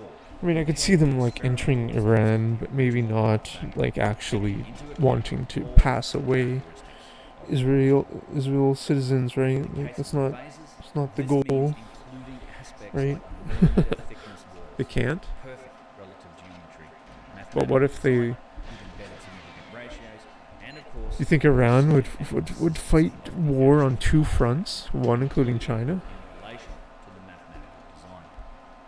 Good luck getting that list done with your No, I'm just talking like fighter jets. On the other hand, if you were just going to misrepresent Just a fucking fighter jet and maybe aircraft carriers and stuff. Long-range missiles to serve some desperate from aircraft reaction carriers. content in the hopes of getting clicks and views, well, I'm not taking the bait. That's me. More to fight off America and Israel, Really to be expected in anything that goes against the established rather than like attack Iran, you know. But I'm just hypothesizing. I don't know. Like I understand I'm just talking out of my ass. YouTube game, but I choose not to play the It's reaction. pretty terrifying though, man. Even though it'd be super easy content for me. Oh no, somebody made a video about it. Put out a mean tweet. Boom, 25-minute response video. Easy peasy. All I have to do is talk about somebody else for a while. Well, I don't like it and I won't do it. I'm just going to stay in my own lane, do my own thing, put up my own work analysis and opinions out there, and let them speak for themselves. I'd like to think that intelligent, open-minded people can make up their own minds and see through the logical fallacies that are so often used against this work. To that end, I do want to say that I'm endlessly grateful that some people out there seem to enjoy hearing my opinions, and that they choose to subscribe or even support the channel. I will get into the specifics of the Interesting. argument a little bit later on, but if you really do want to hear more about my thoughts on critics and skeptics, I do occasionally rant about it in my live streams, and my buddy Travis puts together stream highlight videos for me on my second channel, Uncharted X Live. Check it out if you want to. There's a bunch of other content down there. It's linked below, and I'd love to see your sub over there. Alright, let's get back on track here. So, Adam Young gets his OG vase, the original granite vase, scanned and analysed by Nick and Alex, who are aerospace engineers and metrologists. The science of measurement, it turns out, is quite important in the aerospace world because shit needs to be precise in order for planes to fit. What's nutty about these vases is that the level of precision we're seeing in some of them is considered to be very high in terms of today's manufacturing processes, up there with levels that are typically only required for aerospace and other very precise applications. You don't get or need single-digit thousandths of an inch precision on your average slab of granite. Yeah, I don't think this no body armor is gonna fly. I think I did it wrong though. Should have primed the grenade. I did it completely wrong. Things like how accurate the relative It's fine. geometry of parts of the vase were to the center line, or to the top lip, or to each other. How perpendicular is the neck of the vase to the top? How flat is the top? How well do the center lines of the lug handles align with each other and with the top of the vase? Measurements like that. So yeah, man, you think XRP is going to $10 soon? Analyzing precision parts. The only difference here is we're kind of working backwards. As with a modern, It's already got like a ton of money in it though. I guess it's gonna get even more. The results from this analysis were far better than anything we expected. Somewhat shocking, in fact. And it was the first real clue as to just how precisely these objects seem to have been made. This initial analysis was the subject of my first video on the vase scan project. This one, and it made some waves when I first put it out. I can see like Russia and China, I think could definitely save Iran. Maybe Iran can do it itself.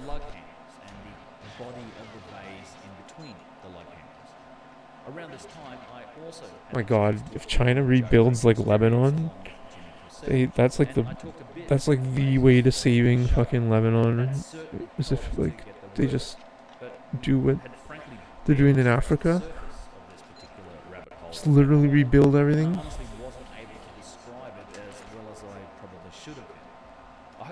Take on the Chinese RMB, the yuan, the yuan.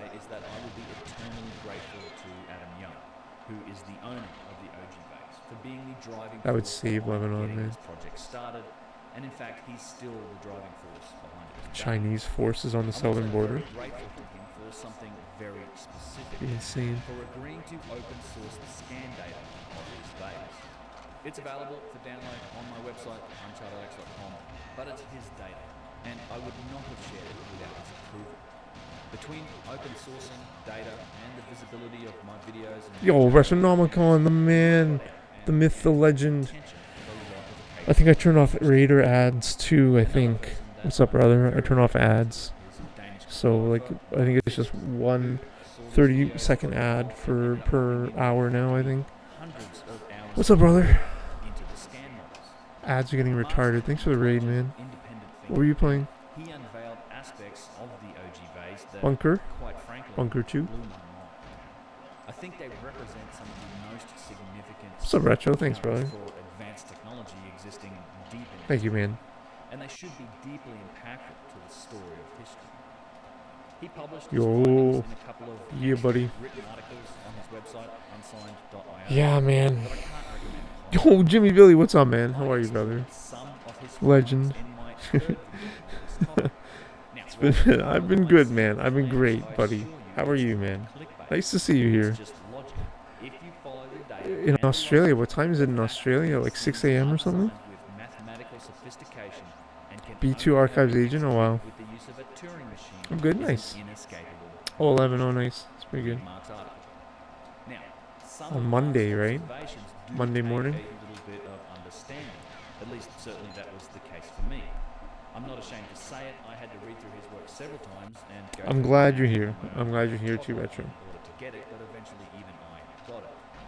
Mark made a number of remarkable discoveries. Cool, man. They're all interrelated, and I'll try to summarize No, them man. because they're important for our story going forward. His analysis is legit. It might be. I mean, I'm totally inspired by Elusive V216 now. Man. Elusive getting 16, that was amazing. What Mark discovered was, ultimately, that this vase was designed. It was Oh, and he just got 52 too. Sorry to spoil it. I just spoiled it. I just spoiled everything. sand. Not only was it designed, it was designed mathematically, elegant, and it encodes mathematical geometric principles which were, according to the mainstream story of history, as yet undiscovered by man during pre-dynastic and early dynastic Egypt. The design of the vase is most effectively demonstrated by something called the radial traversal pattern.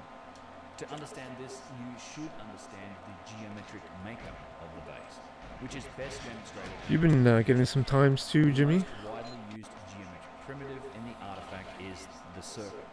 Arcs of circles are used to define most of the vase's features, as you can see here. Now here's the crazy part. The circular features of the vase are not made up of arbitrary different sizes.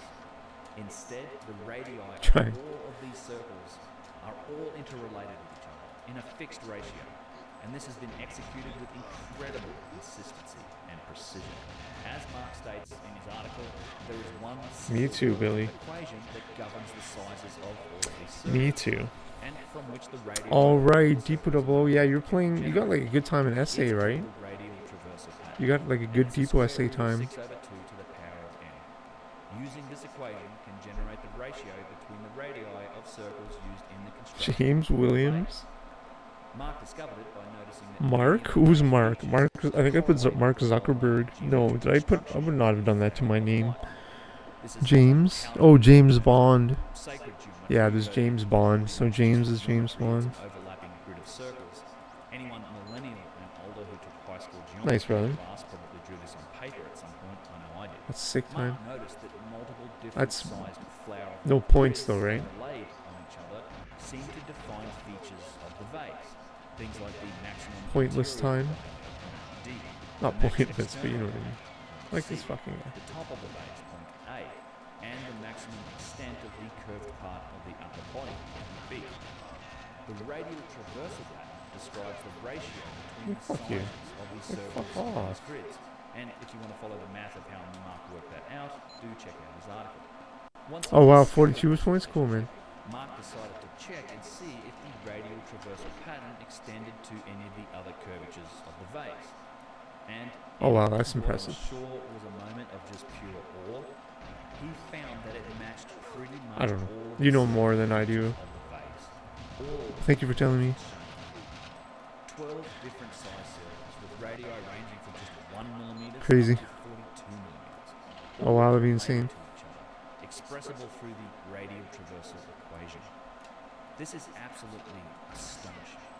It means that all of these curvatures, all of these circles have a fixed ratio relationship. Yeah, with that every other box, the A box, looks pretty There are no arbitrary pain in the size ass. circles shown here. This simply cannot be the result of random chance. Yeah, buddy. Even crazier is just how well this evident That's with the design train was shot too, right? in an incredibly That difficult shit's crazy, material man. like granite and in circles with radii as small as a single millimeter. To test this, Mark used the radial That's crazy traversal level. pattern to create a mathematical model of the vase in CAD, or computer-aided design. This model wasn't a scan of the vase; it was built purely from the mathematics, essentially Yeah. a digitally perfect representation of the vase, based on the assumption that it was in fact designed using this equation. He then compared the scan It's really super clutch. to his perfect mathematical CAD model, and get this. Like it might be the most clutch. Deviation from the CAD One of the model most. to the scan of the vase was 9 microns. 9 thousandths. An essay or a 00. That is insane. World record pace So not only was this on vessel Depot. designed mathematically, It might be one of the most clutch in my opinion. executed in granite with incredible precision.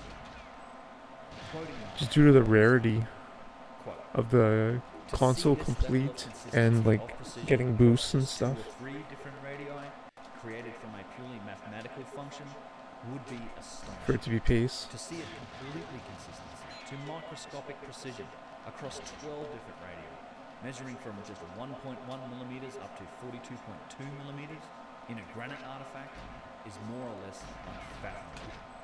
End quote.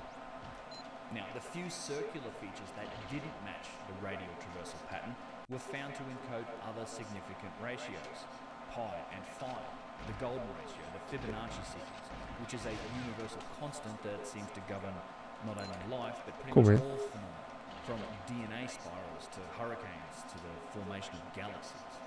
It's a real rabbit hole. It's absolutely a fundamental constant of the natural properties Like, of our where is this universe. gone? Google.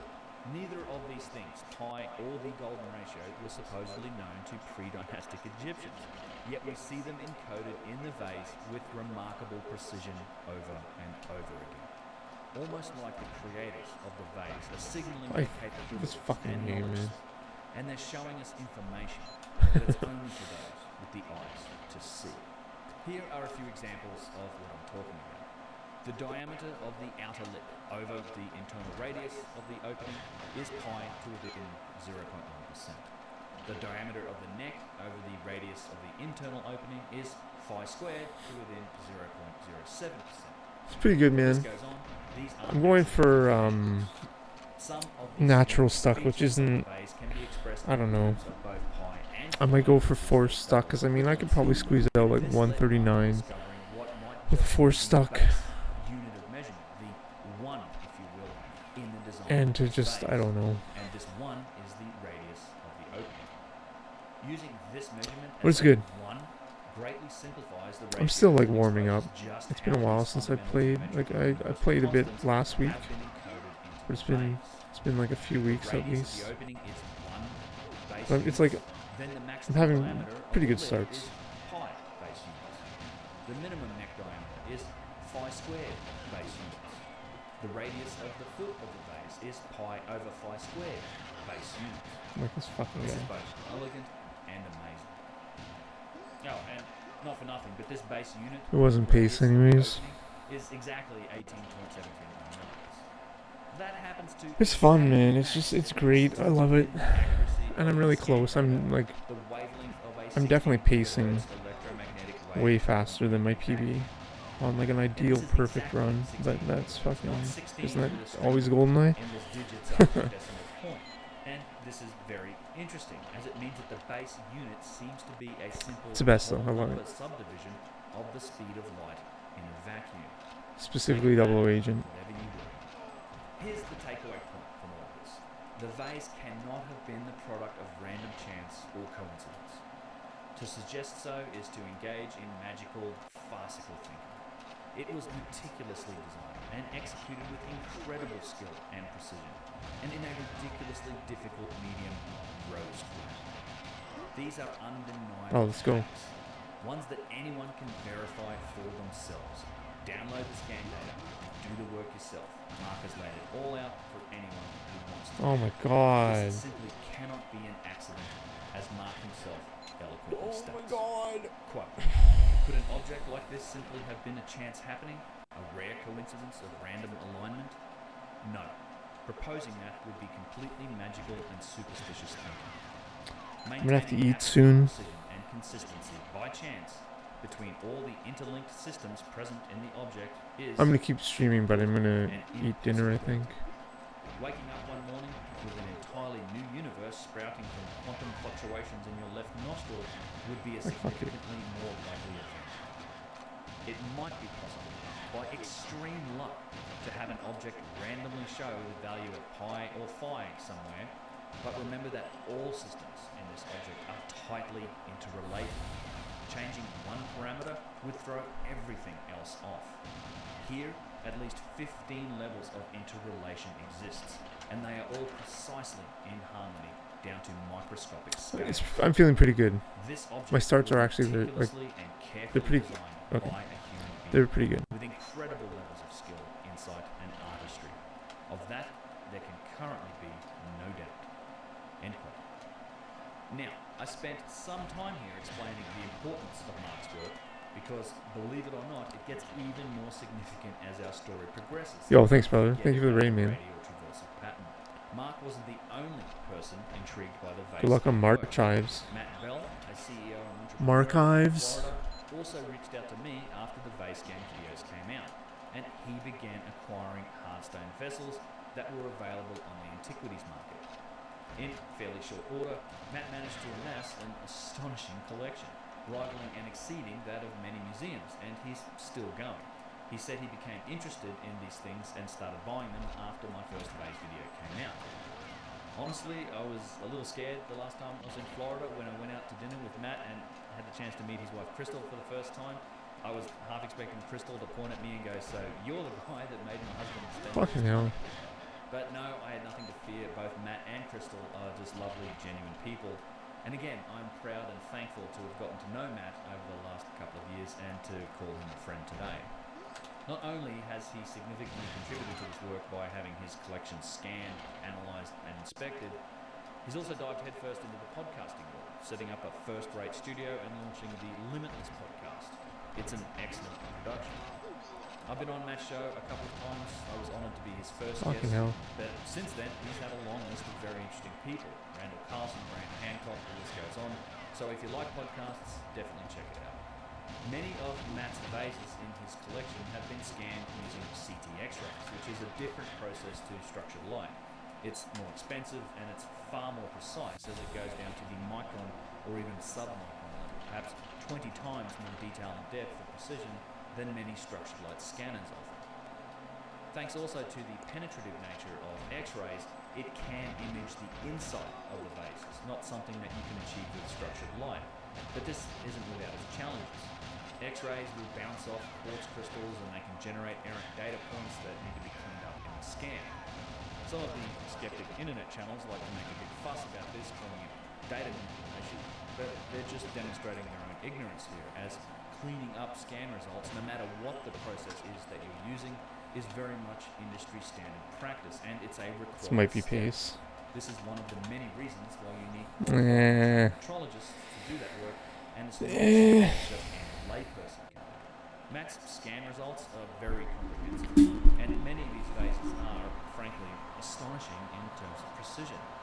I'll make a separate video talking with Matt and getting into the details of his reports. The engineering company that's doing the analysis gives results in both 2 and 3 dimensions. And just look at some of these figures on these heat maps. It's just incredible. Aerospace level precision in hardstone vases more than 5,000 years old. The most remarkable example of what I'd call extreme precision came from one measurement of this vase, a somewhat squished form of a genre. The diameter of the top lip of this vase, when measured in the X and Y axis, only differs by 4/10ths of a micron. That's 4/10,000ths of a millimeter. It's about 15 millionths of an inch. Yeah, let's see you replicate that with the rocks, the sticks, and sand you hate. So, Change to the at fucking this point, grenade. the Why? individuals working independently or loosely as a group had collectively scanned a number of vases, and metrological analysis was ongoing. Chris Dunn, author of several groundbreaking books dealing with It ate an precision, input or something. and I don't know why he did precision that. manufacturing engineer and machinist, suggested that we come together in a rural precision manufacturing metrology lab to do some physical inspections. And that's exactly what we did. We, being the vase owners, along with the aerospace engineers, and yours truly, the interested YouTuber, all gathered in Danville, Illinois at Danville Metal Stamping, a precision manufacturing plant that manufactures parts for the defense and aerospace industries. They have a metrology lab, and both Adam and Matt brought in several vases from their collection. It was a very rewarding experience for me, and I documented our time there and presented it in this video here. In a nutshell, we were doing the physical version with the physical vases of what's being done virtually in CMMs like Polycam with the scans of the vases. With a vase precisely centered on a rotating table or rotab, and using precision tolerance gauges Yeah, I'm gonna eat measuring increments of dinner half a soon. thousandth of an inch, you can Use the determine washroom, the get food, accuracy of things like load the vape, concentricity, roundness. and stream some more. Other tools like precision calipers can determine things like wall thickness, and taking multiple readings gives us an indication of consistency.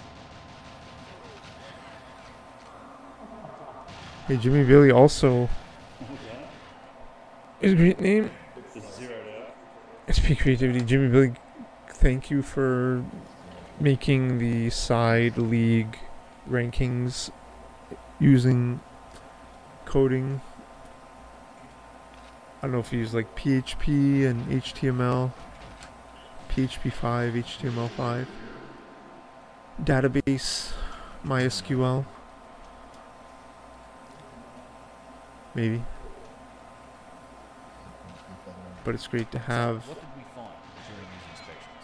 Well, the same thing we had that with the scans. and someone like you Some of these vases in the show community. remarkable precision to the aerospace level. Oh, Jimmy Billy, use ASP.NET C. Wow. MSSQL, cool. Thanks, brother. Thank you for the fucking... Am I joining? I have to join? Maybe? Yes? Okay, I need to, like, use the washroom and do stuff.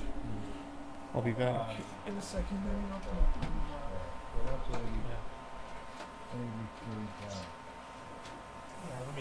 Let me do that. But, I mean, I might, if I have to, then yes, I will.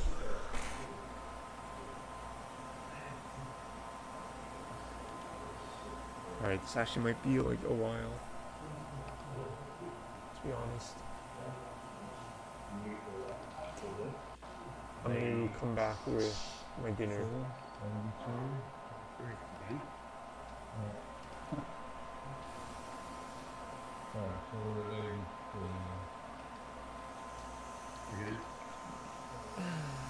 So out of the group was 80.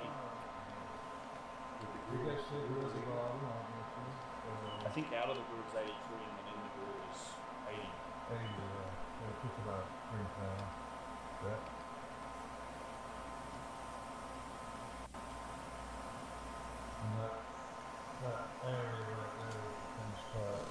Yeah.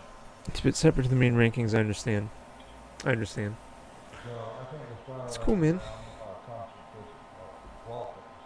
Very cool, brother. Log in, link your account. Oh, cool. Kyle review approved. Cool, man. Okay, be right back. Up to what? I will be back. Pretty consistent. Pretty consistent.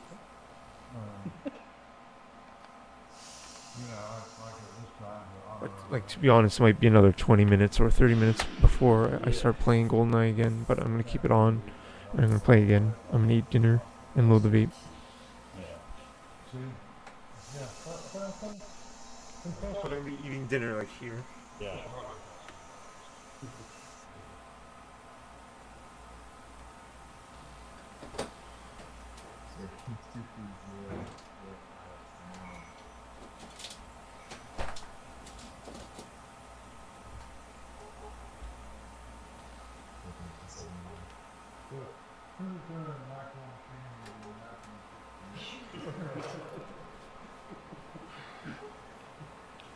Yeah, you gotta learn. That's one question. Yes. Yeah, right. 68.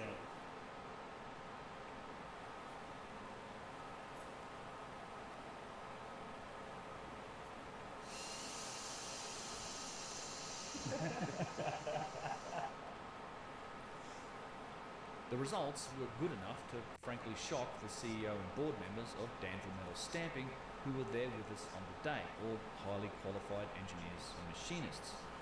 This is, I think, always a good bellwether indicator if you're onto something, getting the opinion of people who have zero stake in the results and aren't aware of the context or even controversy surrounding any of these artifacts. Now, a goal that's always been in place for the VaseScan project is to collect as much data as possible, scanning and inspecting as many vases as possible. Frankly, the vases are just the beginning. We've also been getting some great access to other artifacts like Serapeum boxes and other precision artifacts, but that's a topic for a different video. Overall, the more data the better though, the more insights we'll be able to make, and existing assumptions and observations can be tested, qualified and quantified. This includes scanning and analysing different types of vases made in different times with different processes. For example, as part of the Danville inspections, we also examined a marble vase made on a modern lathe in the 1990s as a comparison. A report was produced from the Danville inspections. You can download it from the VaseScan resources page on my website. The marble vase has a very smooth, highly polished exterior. It was made on a modern precision lathe in a far softer and more homogeneous material, marble. and it is in excellent condition without the obvious patina, wear and surface damage evident on some of the ancient hardstone vessels. This marble vase showed a similar result to the ancient granite vases when gauges were applied to the outside surface, roughly 5 thou of variation on the rotator. It's worth reminding everyone here that granite is a very different material to marble. It's exponentially harder than marble, and it's exponentially more difficult to work due to its heterogeneous nature. All of the different minerals in the matrix that each have different levels of hardness. Mica, hornblende, silica, quartz, all bonded together at the atomic level, so that when you're working it, the hardness level varies constantly. Frankly, the fact that the granite vases, which were presumably made by hand with primitive tools, have surface variation results that are even in the same ballpark as this modern lathe-made marble vase only illustrates how ridiculous that presumption is. The Foundation assertion that primitive people made these artifacts by hand with primitive tools just does not hold up to any scrutiny. The superiority of the ancient examples truly shows itself when we compare the overall artifact, the complexity of carving out of the interior, and the consistency of wall thickness. In some cases, I think wall thinness seems to be a better descriptor. The modern marble vases only get close to these ancient hardstone vases when we're talking about the surface variation of the outside. When you compare wall thickness, the modern marble vase, again made on a modern precision lathe in the 1990s, is at least 25 times less precise. Overall, it's anywhere from 2 to 5 to 6 times as thick as the ancient examples. Vases like this one, the translucent or thin-walled vase, which also happens to be one of the most precise, would have been excruciatingly difficult to manufacture. The stone again gets very brittle when it gets this thin. Think about glass. A cube of glass is quite solid, but a thin pane of glass shatters. Yep, here it is. It's physical, incontrovertible proof of just a remarkable ancient achievement. Now, about the same time as the Danville inspections, the scans of some of Matt Bell's vases were being put through the same sort of mathematical analysis that Mark Vist did on the OG vase. And look, right here, this is where I think the true smoking gun was found, or should I say the biggest one yet, at least in my opinion. As astonishing as the findings on the OG vase were, the evidence for design, the radial traversal pattern, the geometric and universal constants that are encoded in its ratios and measurements. Was it possible that we were just looking at a unicorn? A singular example of an out-of-place artifact? One that, like many other mysterious individual relics, simply can't be explained and just ends up as an anomaly, not able to affect the story of history on its own? Well, it turns out, no, it's not a unicorn. Because analysis showed the exact same elegant mathematical design principles and encoded data in several other ancient granite vases. The same radial traversal pattern, the square root of 6/2 to the power of n, very much seems to be a design element of 2 other vases that have been analysed. The thin-walled vase that we've looked at, as well as the spinner vase, both made from rose granite and classified as pre-dynastic. The circles shown in these diagrams, with arcs that match many of the circular features of these vessels, can be determined by the radial traversal pattern. Looking at the spinner vase first, when CAD-generated geometry with mathematically perfect ratios determined by the traversal function are compared to the measured data from the scans, many of the ratios match very closely indeed, sub 1% margins of error, which translates in real-world measurements to low single and double-digit microns, or thousandths of millimeters. This is the same exercise Mark Vist did with the OG vase, and it seems to indicate that this vase, like the OG vase, was designed, partly at least, with fixed ratios, and it was executed to that design with stunning levels of precision. One of the best matches was the ratio between the inner and outer measurements of the top lip, D and E respectively, whose ratio matches the square root of 6/2 to the power of 2 with a margin of error around 0.09% or 0.02 to 0.03 millimeters, roughly a single thousandth of an inch. Another example, the ratio of the radii between the circles that make up the same inner lip or opening D and J, the curvature of the top of the lug handle, is the square root of 6/2 to the power of 2 to within 2 or 3 microns. I mean, it's basically a perfect match. Now, not everything on the vase matches the radial function. It's very much a process of trial and error trying to find ratios and measurements that match. Some are off by a millimeter or two or have a few percent margin of error. Given the precision of other matches, my suspicion here is that the radial traversal pattern just wasn't used to generate these features. As with the OG vase, we can also find encoded significant ratios that embed pi and phi. For example, the body width of the vase is a function of phi squared. The radius of the circle matching the curvature of the base over the body radius is phi squared with an error margin of 0.005% or in real-world measurements 0.0029 millimeters, just a tiniest fraction under 3 microns. That the vase has been designed is really not up for debate here. Trying to say that all of these matches, plus the matches from the radial traversal function, are purely accidental is genuinely farcical.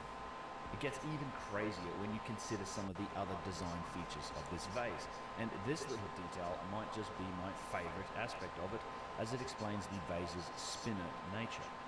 See these 3 large circles that make up the vase body? They're all the same size. They overlap ever so slightly, one to the left and one to the right that form the bulges of the body, but the centre large circle overlaps the other ever so slightly towards the bottom, protruding by a single millimeter, which gives it the tiny contact patch and the ability to just spin and spin. It's an amazing feature. The whole vase being perfectly balanced on this tiny tip means it has to be incredibly well made, symmetrical and consistent. There are other vases with this same feature. A larger granite vase in the Egyptian Museum displays the same thing, although they do keep on hiding this thing on. They move it around, they put it in off-limit areas in dusty cabinets. I go on treasure hunts every year, sneaking around trying to find it, and I can only hope that it gets prominently displayed in the new museum in the future. Although, having visited the gem, I'm really not that impressed with how they've displayed or approached the topic of the stone vases, which is a rant for another day. Moving on to the thin-walled vase, it too has measurements that match the radial traversal pattern. A good example is the height A over the width B being the square root of 6/2 to within 0.05%, or around 1,000, 23 to 29 microns. Along with the traversal pattern, there are also lots of significant ratios encoded into this vase, pi and phi with low margins of error. Combined with its already remarkable design and execution, granite machined down to a translucent 2 millimeters, there is no chance that this vessel wasn't designed. Quoting from the analysis paper, quote, "As with the first vessel analysed, A2, the OG vase, the possibility of this vessel existing in the world is essentially 0%, unless you allow the use of very sophisticated equipment and knowledge in its manufacture. Most surprisingly was the fact that almost all of the prominent features of the vessel could be calculated by the use of phi and the square root of 6/2 ratio. This, together with the clear uniformity of the total shape of the vessel, indicate a design process where a design for the vessel was first created on a device unknown to us, whereafter it was transferred to some machining process." End quote. Now, while these analysis documents are not currently public, I do hope that they will be in the future as more data is collected. The scans for these vases are available on the Vase Scan Resources page on my website, and the analysis is certainly repeatable for anyone with the skill set.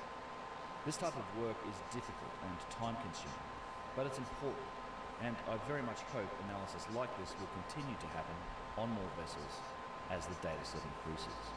When I saw these results, I knew that I was looking at something truly significant. Cold, hard evidence that leaves no doubt that these vases were designed and then executed with incredible precision in very difficult material. I don't know how to express just how groundbreaking I think that these findings are. Here is real, incontrovertible proof that something very sophisticated was going on long ago. You can't challenge the data itself. The scans are all available. And if you have the capability, you can work out the math for yourself. There's no black box involved here. If you take this data for what it is, then it should have a seismic impact on our understanding of the capabilities of ancient civilizations. Of course, not everybody wants to take this data for what it is, and several people very much seem to dislike the implications of it and have gone on personal crusades to debunk the findings any way they can. Well, I say any way they can, but given all of the open source scans and the hard data, the only way that's emerged is to yell fake on the internet like a flat earther who's looking at globe photos from a Japanese satellite. No one is able to argue with the actual data, so it generally boils down to noisily trying to discredit the origins of the artifacts and distract the audience away from the significance of the findings. That's more or less what the whole provenance argument is. It's a fancy word used to suggest that most of these vases are nothing more than modern fakes. There's been a couple of reaction videos that have taken this approach, implying that because we don't know the exact circumstances of when, where, how, and by whom all of these ancient artifacts were extracted from Egypt, then they must just be modern fakes, and we could ignore all this pesky data and hard facts about precision. Right. There's so much stupid in this statement that it's tough to know where to start, but let's give it a go. As previously mentioned, it's easy to just throw out an unqualified assertion like that. Yelling fake on the internet only takes a sentence or two, but adequately responding to it requires paragraphs, as the actual discussion and provenance topic is full of context and nuance. Seeing as we're here, let's point out a few of the many ways this modern forgery argument just doesn't hold up. First of all, I don't think that the people making this accusation fully understand how provenance or the antiquities market, for that matter, actually work, or they're deliberately misrepresenting it. They seem to act like any artifact, not in a museum, say for example one in a private collection, must be either stolen or fake, and on that basis try and discredit everything about it. Even Flint Dibble shamefully took this approach when, in a discussion about vase analysis with Matt Bell on Twitter, petulantly responded to him by throwing shade on the origins of the artifact, suggesting Matt stops buying looted vases and then rage-quitting the conversation and blocking Matt. You see how it works? Do whatever you can to distract away from the actual evidence and the important parts of the discussion, which is of course the utterly astonishing precision, and just loudly make unfounded accusations. For what it's worth, and while we're talking about everyone's favourite budget Indiana Jones, let me address the many people who have suggested that I should debate or discuss these topics with Flint. I generally disagree with this idea. I think it would be both frustrating and, to be honest, an utter waste of time, because he's got quite literally nothing to offer on the topic. He's not an engineer. He doesn't understand precision. And look, none of this is his fault, nor is that a negative statement. It's just not what archaeologists do. That said, I also find it incredibly unlikely that he would ever even accept or acknowledge the data and findings of this project. I suspect any discussion between him and I would just be us talking past each other. You're saying that they did this out of granite, by hand, with the naked eye, no measuring. Think about it like this, Danny. Within 1/1000th of an inch. Well, let me explain why. It's just like a compass. You have a compass. And that's another question. Why?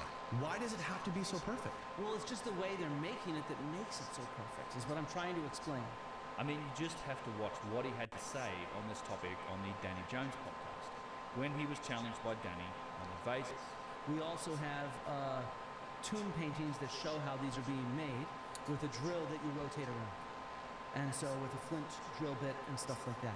He went down the standard route of pointing to the steles and the inscriptions that show the ancient Egyptians making alabaster vases with primitive hand tools and saying, see, that's how they made them.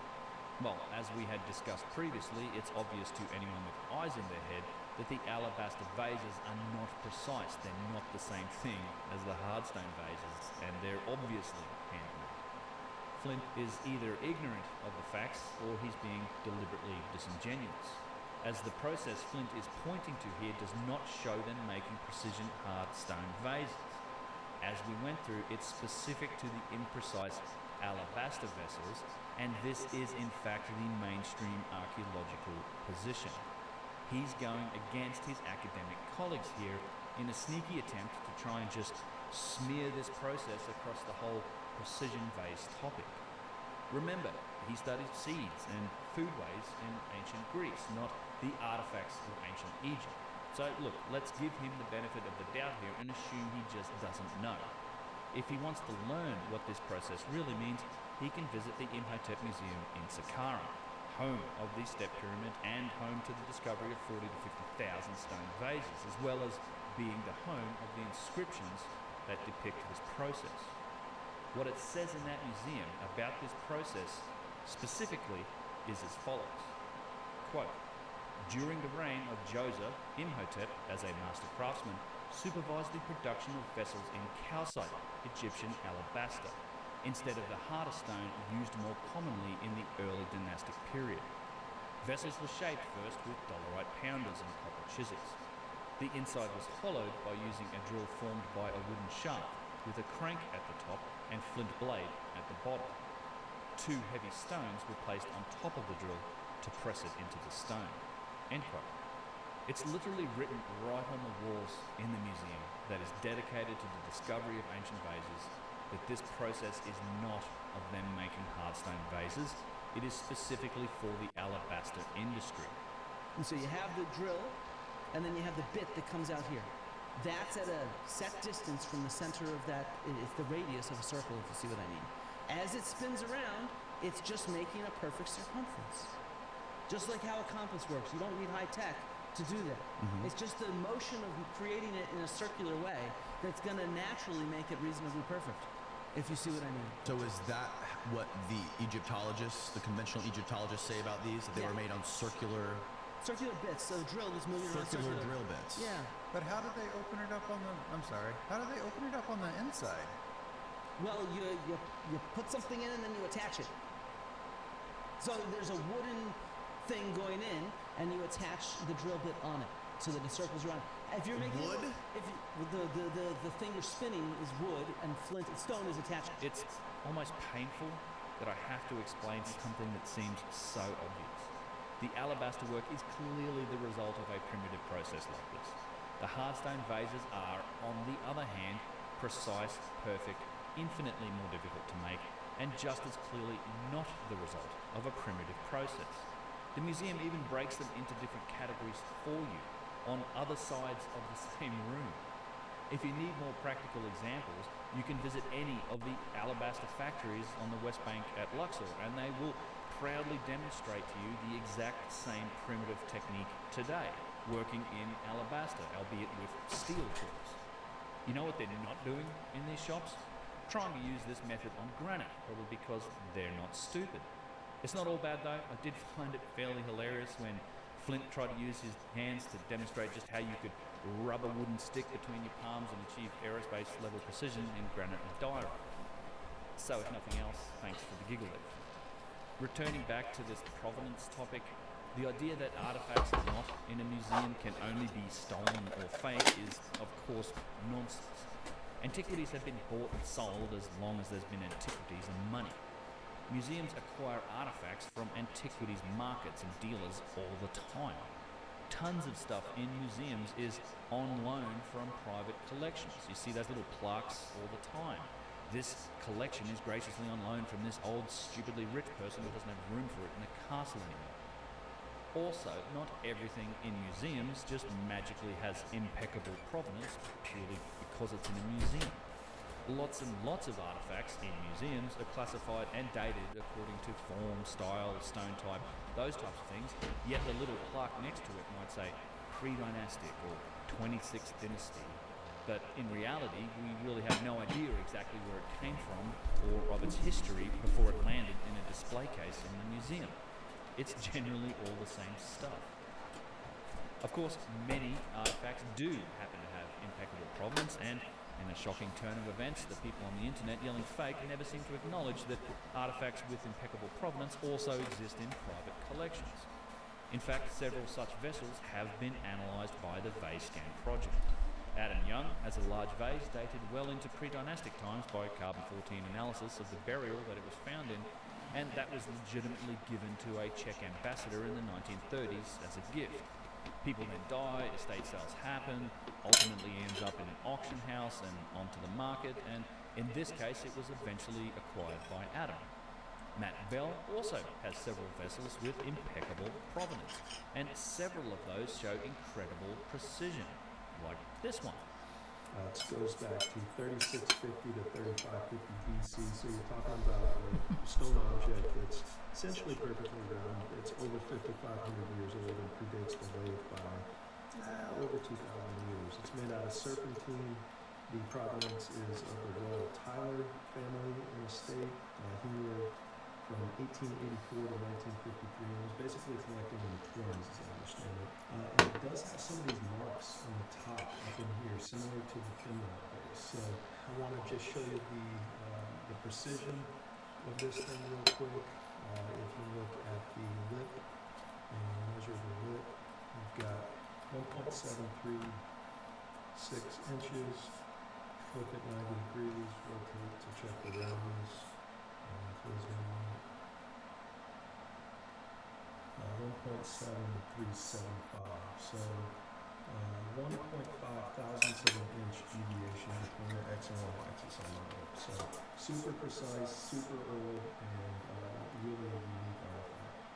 It's kind of stupid, I have to keep saying it, but it's always been a stated goal of the VaseScan project from day one to get into museums, to analyze as many artifacts as possible, and to analyze those with the best possible provenance. That work is ongoing, and it's gaining traction. In 2024, Adam Young and other members of the VaseScan team spent 2 days in the Petrie Museum in London, using structured light scanners and doing photogrammetry on a number of artifacts. According to the curators of that museum, the many thousand-strong collection in the Petrie Museum, which is a teaching museum on the grounds of the University College of London, only represents the bottom 5, maybe 10% of Flinders Petrie's artifacts, his teaching stock, if you will. The good stuff he gave to his benefactors, his friends, or kept for himself, much of which I'd wager is still in private collections. I guess there must be fake then. The analysis work from this field trip is still ongoing, but here are the cliff notes from Adam Young directly. At least half the vases they analysed are precise, meaning they're in the same ballpark, low single-digit thousandths of an inch, as the other vases previously detailed on this channel. I wonder what the skeptics will have to say about that. Finally, let's look at this fake claim from a logical perspective. Logically, claiming these vases are modern forgeries makes zero sense when you consider what we know about them. The people making these claims never seem to want to deal with the fact, and yes, it's a fact, that these vases are, as we've established, incredibly precise. Think about it. If you're going to make fakes to sell on the antiquities market, why go to all that trouble and expense to make them so precisely? What about the radial traversal pattern? Why design them with such subtle mathematical elegance? If we were to make these today as they are, they would cost an absolute bomb, and it would take our best 5-axis machines, burning up expensive tooltips to grind into granite. You simply wouldn't go to these lengths if they are purely for profit. If you're just making fakes to sell on the antiquities market, then why not just pump them out from a Chinese lathe shop? They'd never be super precise, but who cares? No one was doing precision metrology or deep analysis on these vases until very recently. Let's not forget that even the least provenance vases do still have histories going back to the 1980s or the 1960s. That's still 40 to 60 years of known history. That's back in the times before we had computer-controlled 5-axis CNC mills. Do you think we could have made them with the precision that they show back then? Maybe, but it would take an incredibly talented craftsman, as these vases with their lug handles have very complex geometry. You can't just make them on a lathe alone. And in fact, evidence suggests that they had to have been made on a machine with 5 axes of freedom. Again, check out this video or Mark Vist's article if you want to dive into that topic. Also, and I swear this is my last point on this, back in the 1960s or the 1980s, vases like these just weren't worth very much, certainly relative to other antiquities. And that held true right up until fairly recently, really until I started publishing my vase videos. Before the true significance and precision of these things was discovered, unadorned plain stone vases really just weren't very valuable in antiquity markets. People want statuary, carvings, or things with writing on them, artifacts that can readily and obviously be identified as coming from ancient Egypt. It's just way easier to flex on your fellow aristocrats that way. Good man. They're also extremely difficult to make compared to other potential fake antiquities. I don't think working in granite is particularly fun for anyone. The fact is, you just couldn't have made these in the 1960s or the 80s with their precision and sophistication and made any money by trying to pass them off as genuine. Now, I'm not saying that fake antiquities don't exist. They certainly do. But usually they're paintings or tile mosaics or things that are worth much more money and that can be made far more easily than 6-inch tall, geometrically complex, insanely precise granite goddamn vases. So, I don't think that arguing that these vases are fake makes any sense whatsoever. Certainly not when you're considering the precision or the mathematical design that's behind them. Honestly, it doesn't even matter anymore, as this whole fake accusation can only really be levied against a small subset of the vases that have been scanned.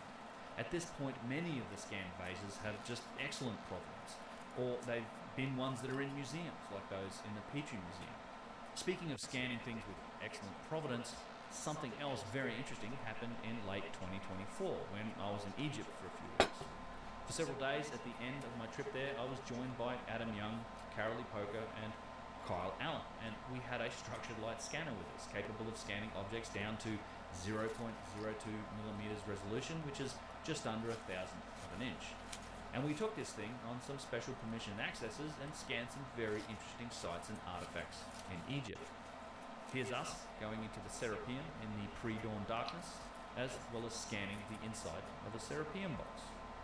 Here we are scanning the remarkable granite box with a limestone liner that's found at Abu Sir, and we're also here scanning the amazing granite box found beneath the pyramid of Lahun.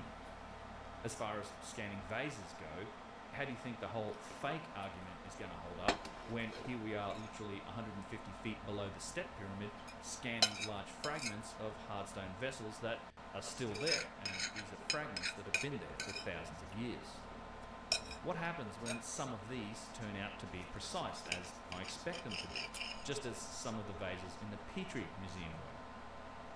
Additionally, we scanned some of the obviously imprecise handmade alabaster pieces, the other half of my Tale of Two Industries.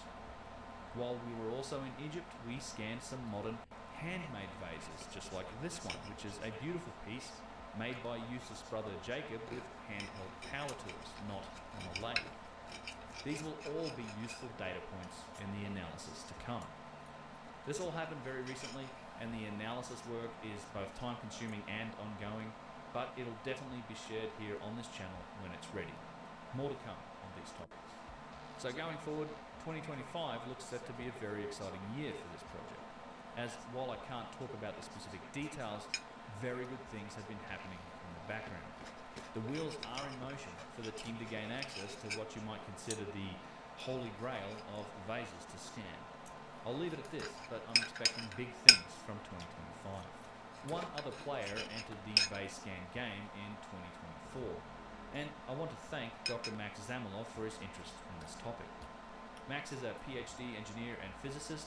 He taught at Penn State University for 8 years and eventually left academia to start his own business, Maximus Energy Company, and do his own nuclear fusion research. You can find his work, the articles that I'll reference here, and his research into nuclear fusion on his website, maximus.energy.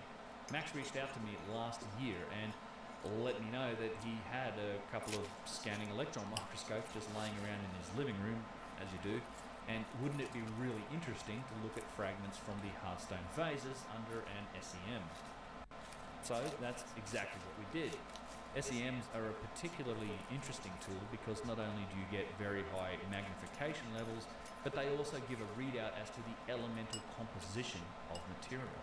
It was an intensely interesting couple of days looking at vase fragments with Max's cool toys, and I'll be making a video dedicated to the results.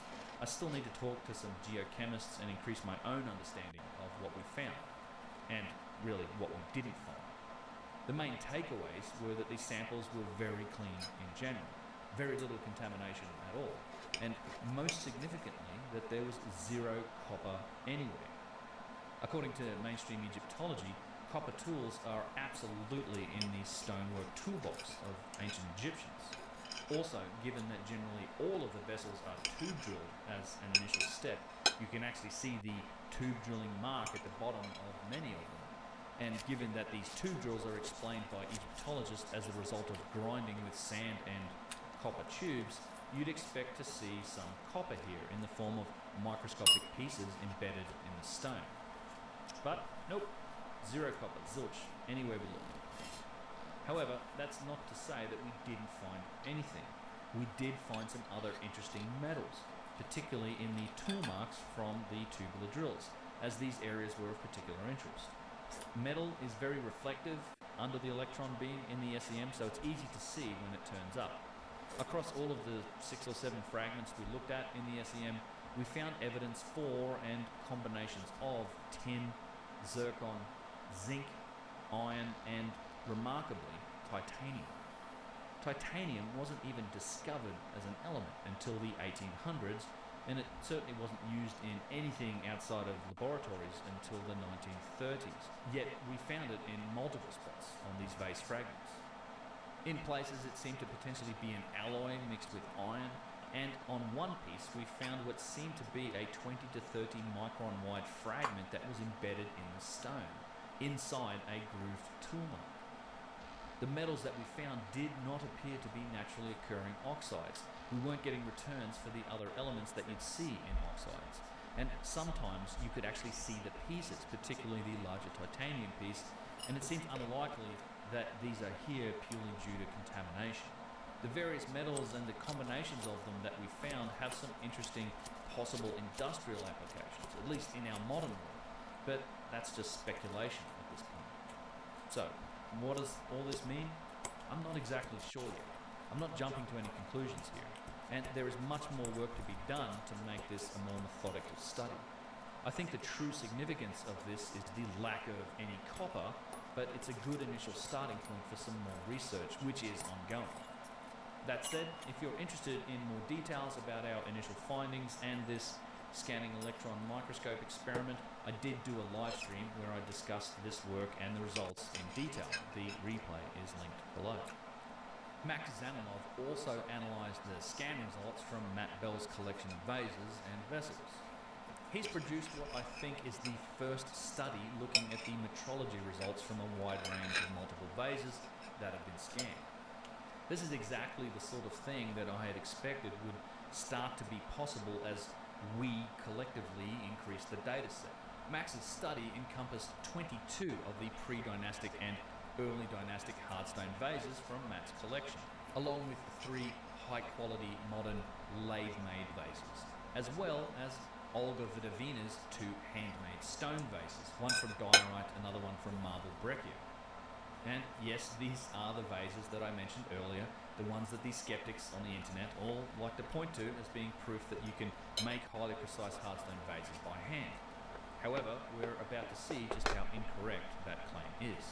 Max's study is linked below if you want to read it for yourself, but by conducting a number of different measurements of different attributes across all the vases, he came up with a general precision or quality figure in the thousandths of an inch, allowing the results from multiple vases to be plotted against each other. If you want to get into the full details here, check out the article, but the quality metric involves the precision of both the circularity and the centering of each vase. The root mean square error is the measure of how circular slices of the vase are in relation to a perfect circle. The centering error is just what it sounds like, how well the center point of radial features align with the overall center line of the vase, which was first carefully determined by the skilled metrologists at EMS who generated the reports. Because these vases have been CT scanned, both the inner and outer surfaces are modeled, so you can calculate these margins of error for both inner and outer surfaces. Note that there are some utterly remarkably precise vases in Matt's collection. Vases V4 and V18 have average circularity errors of around 15 microns, which is 0.6 thousandths of an inch. And they have centering or average centering errors of around 2 microns, which is a tenth of a thousandth of an inch. It's just mind-blowing precision. The overall quality metric here is the sum of the circularity error and the centering errors in thousandths of an inch for both the inner and outer surfaces of the vase. In my opinion, this is a good way to do it, as there are lots of ways to measure the precision or quality of a vase, and this is a reasonable attempt to include the various attributes found in these artifacts and not just the variation of the external surface. This includes the circularity of the internal cavity, so how well was the inside of the vase machined. The quality metric also includes the centering error, and this is an indicator of just how accurate the relative geometry of the vase is, which, if you recall, was a big part of the analysis of the OG vessels in my first videos. So let's see how well these vases stack up. 22 ancient hardstone vases, 3 modern lathe-made vases, and the 2 handmade vases from Olga Vidovina. Note the logarithmic scale on the vertical axis of the graph. There is more granularity here in the lower half, the distance between 1 and 5 thou, 5 to 10, etc. And the numbers go up more rapidly on the top half, 25 to 50 to 100 thou and beyond. Some interesting conclusions arose out of this. Looking at the ancient vases, it's clear that there are 2 classes of artifacts. Ones that are generally very precise, showing the sort of aerospace level precision that we focused on with the initial vase scan work. The other category is generally less precise, at least an order of magnitude away from the more precise examples. This result mirrors the results from the Danville physical vase inspections, that there seems to be 2 categories of stone vases. It's honestly also in line with what I've always said about these vases, that not all of them are very precise and that we just don't know what's precise and what's not until things get measured and quantified. Now we're finding out. I've always maintained that you have to be very careful about what you say can and can't be done by hand, and when it comes to precision, you don't really know until you measure. Ultimately, the important thing here is that lots of the vases are very precise. This sets the benchmark and the burden of proof for anyone claiming to know how these were made thousands of years ago. Once you break it into 2 categories like this, precise and imprecise, we can make some more interesting observations. The modern lathe-made marble vases just squeeze into the precise category, around and exceeding 10 thousandths of an inch, about what you'd expect with a modern lathe. The ancient artifacts get down to averages of under 5 thou, some as low as even 1 or 2. The observation here is that even using our modern tools like precision lathes and working in far softer and more homogeneous material like marble, we are still 2, 3 or even 4 times less precise than some of these ancient granite vases. Not only are the ancient vases more precise, achieving these results in granite is exponentially more difficult than in material like marble. So what happens if we try to make a vase in granite using modern tools? Well, Adam Young has sought an answer to this very question. He took the scan of one of his more simple vases, one without lug handles, and he asked a modern granite processing plant to try and make a copy as precisely as they could in the same material, rose granite. This company has more than 100 years' experience machining and working granite. They used the best lathes they had, and they just core drilled out the inside rather than trying to accurately hollow it out. The results? After scanning, the modern lathe-made vase was at least an order of magnitude off, 10 times or more less precise than the original ancient example. Returning to Max's study, let's now consider the handmade modern vases, the ones made by Olga Vidovina that are referred to by the keyboard warriors on YouTube. Just from the models, you can visibly see how imprecise they are, and on Max's quality metric, they are very much in the imprecise class, even though Olga used some modern techniques and tools that were most definitely not available to the pre-dynastic or early dynastic Egyptians, presumably in an attempt to improve precision. They had one that measures more accurate than the ones that Uncharted X. No, yes. they did. Quoting from Max Zamenhof's article, quote, "I must point out that Olga Vidovina made the Vase 01 using a plastic rotary table supported by a ball bearing to control the outer surface accurately through rotation by painting the elevated spots with a Sharpie marker. The use of modern technology in making the 01 vase represented a significant deviation from the initial objective of, whatever that Russian website is, to use only the tools available to the ancient Egyptians. Nevertheless, both vases are classified as imprecise according to the proposed quality metric, despite the impressive outer surface circularity of 01 on only 5/1000ths of an inch. This remarkable circularity was achieved due to the use of a ball-bearing supported rotary table, which is a contemporary piece of technology that was not available to the ancient Egyptians." End quote. While the effort to make a diorite vase by hand should be applauded, the results are not remotely the same thing as the ancient artifacts. I bet that if we started looking at things like symmetry, wall thickness, consistency, relative geometry, or any mathematical design or significant ratios, the gap that we see here between modern and ancient would open up into a chasm. Max's conclusion here is that the quality of modern handmade objects is obviously not the same as some of the ancient examples, mirrors what I've said about this very topic, and not just about vases, but really about any of the inexplicable stonework in ancient Egypt. I'm talking here about the machining marks, the precision joins, the tube drills, the statues, the boxes, the columns, and other ancient artifacts with all the hallmarks of precision. Yes, you can work stone with primitive methods. You can grind through granite with sand and copper. You can even make primitive diorite vases. However, the results are just not the same, period. Primitive hand tool work is clearly and obviously distinguishable from the ancient examples of machining.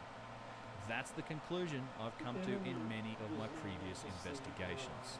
Into tube drills, into the machining of granite and basalt, into many of the unique precision artifacts of Egypt. And this is the entire basis behind my tale of two industries. So, as you can tell from the recent studies, this conclusion is also true for the vases. Working by hand with primitive techniques, heck, even with some modern techniques like rotabs thrown in, you cannot achieve the precision results that we find in the ancient vases, let alone the other impressive characteristics like millimeter wall thickness, elegant mathematical design, or astonishing accuracy in relative geometry.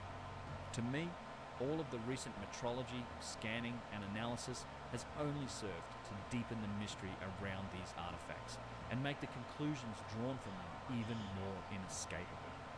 The VaseScan project is proving that something very sophisticated indeed did occur long ago, and it just can't be explained any other way.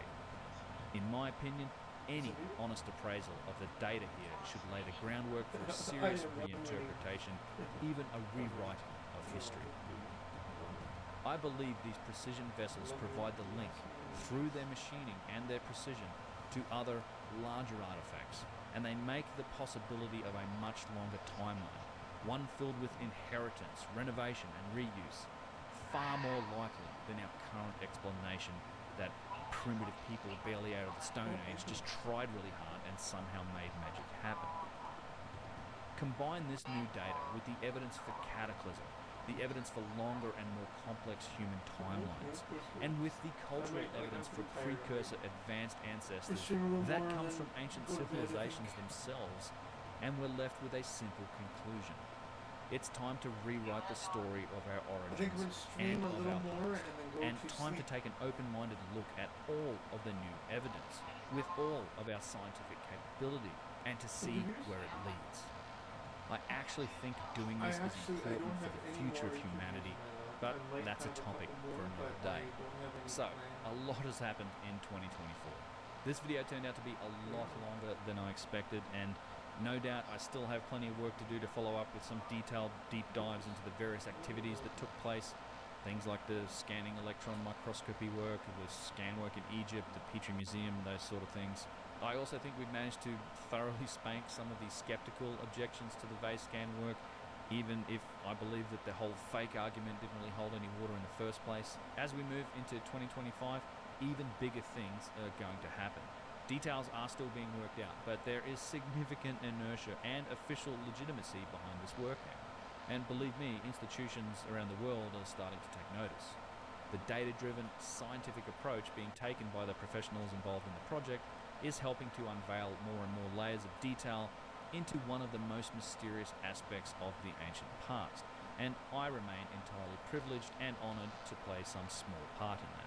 As always, I want to extend my deepest gratitude to my patrons and my supporters. You guys are keeping the lights on around here, and any support is greatly appreciated. An extra thank you to the executive and associate executive producers of this episode, and if you're interested in those credits or in supporting Uncharted X through the value for value model, all of those details are on my website, unchartedx.com/support. I also want to acknowledge and thank the dedicated people who are participating and contributing in one way or another towards the vase scan project. Adam Young, Matt Bell, Max Zamolov, Mark Vist, Stine, Carolee Poker, Colin Russ Allen, Yusuf Ayoun, and anyone else that I've missed on that list. I hope you all enjoyed this video. If you're still here, thanks for watching it this far. I've got a lot of content in the pipeline here, so hit that sub button and stay tuned in 2025. Cheers, and bye-bye for now.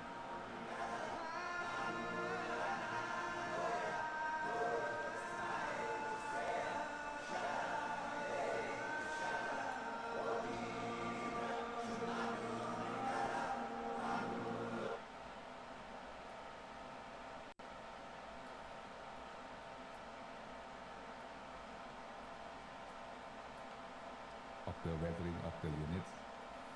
So I think it's what did he say just there?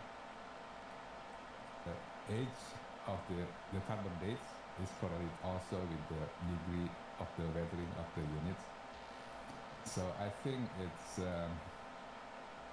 not like a perfect date.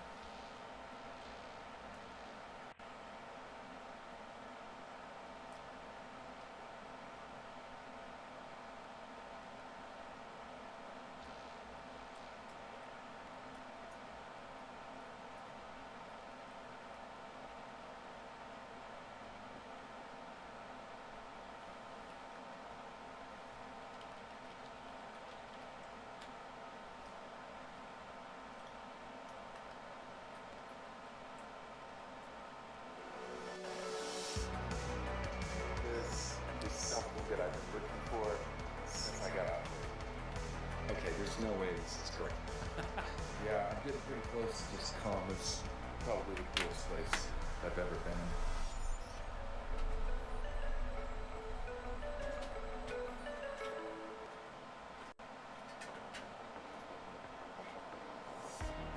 This is Baalbek in Lebanon, one of the few megalithic marvels in the world I have yet to see in person.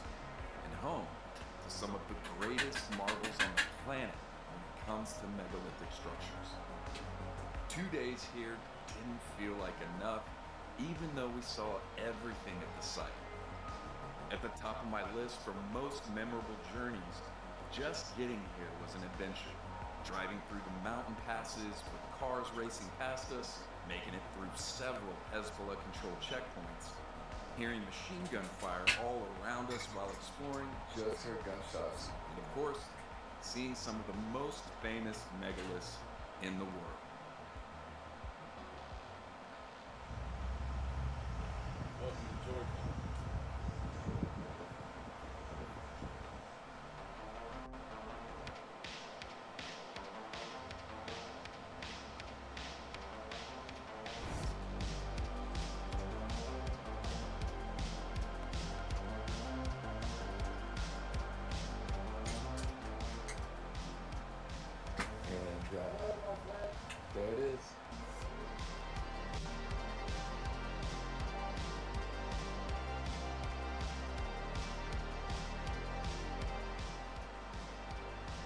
there's Austin, right there. And look at the size of these things compared to him. He's 6 foot tall, 350 pounds. No, he's probably like 200. So I had a lot of speculation before coming to this site. I've been to so many other ancient sites around the world. You know, I've seen some massive, massive stones, and being to places like Yangshan Quarry, Sacsayhuaman, in different places in Peru and Bolivia, seeing the size of some of these blocks, I was kind of expecting something similar, but then, you know, I haven't even walked into a place, and the size of these were just immediately are just enormous. These things are huge. It's so stoked to be here. Look at this. These things are massive. Look how perfectly they're fitted together. It looks like a crack that's just weathering. They're fitted perfectly together. This is enormous.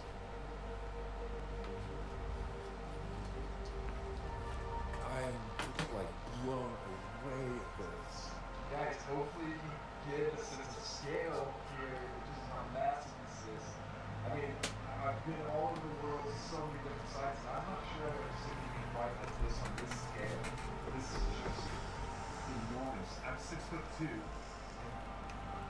Most of these are my height, and the way that they're just fitted together, I can't even imagine. I can't even imagine what went into moving these things to place. Thanks for your patience. I might play another like half hour more. We haven't even entered into the complex yet. This is just the outside of it, walking around it. And this is crazy. This is amazing. I feel like we're just looking at different layers of construction that happen. When we were over here, it's like these massive, massive pieces. On top of it, on those higher points, look like newer pieces. And then you get over here to this side, and I swear, when I look at stuff like this, it looks like concrete, which the Romans were known for, like maybe poured concrete block. You know, as I look at the top of it, it looks like the way that types of concrete weather down. Then I come down here and I look down at the lower levels. Sorry guys, I'm gonna use some drugs. 4chan message board. Iran might strike early next week. What? 4chan is now a source of international information? Enough about just how massive the site is and how big the structure is. This is like crazy. Was it Assange? Did Assange leak more documents? Insane. Incredible. You gonna stand by that? You're gonna stand. Like I said earlier in the video, Austin's like 6 feet, 350 pounds. Look at them. The ones on top here, the size of a house. That's crazy. That's it. Bigger than me, King Wheeler. Okay, so I want to show something here. The way these are fitted together on these huge stones. You got right here, the way that they're cut in, and then just perfectly fitted. I don't even know if that's a seam. That's how tight that is. If that's just one piece, it's really hard to tell. But up here, clear as day. Looks like there's similar examples of the way the edges are. So here's a better example of where it's space in between. And that's space, so you can see the space in between here, but some of these are so tight and fitting together. I mean, it's like perfection. Here's a perfect seam. And then if you go up above these foundations, you see the difference. And here it looks like the construction is the same, like they tried to make these blocks similar, but the precision isn't as well done. And this. Please. Just like blown away. Just having a blast just being on the outside of the entire structure. Oh no. I'm gonna have to go with it. One of the coolest sites. He's not gonna lure him. It's not gonna work. There's so much good stuff to look at. Oh no. It's just It's not as fast as I thought. I thought it was faster. The types of the different stones. There's like cut marks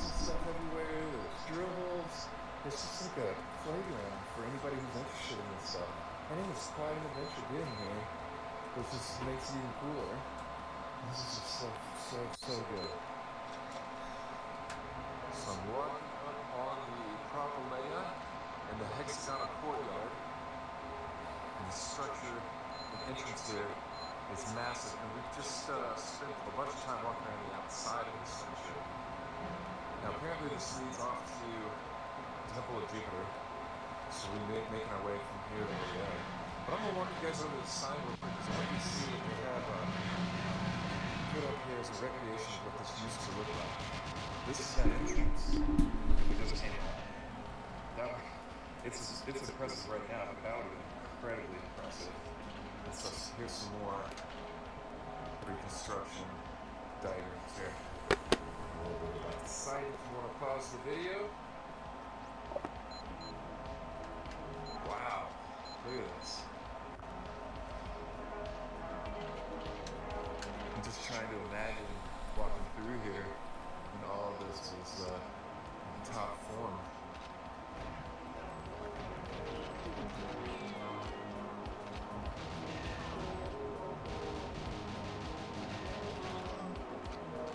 Oh, the double duck.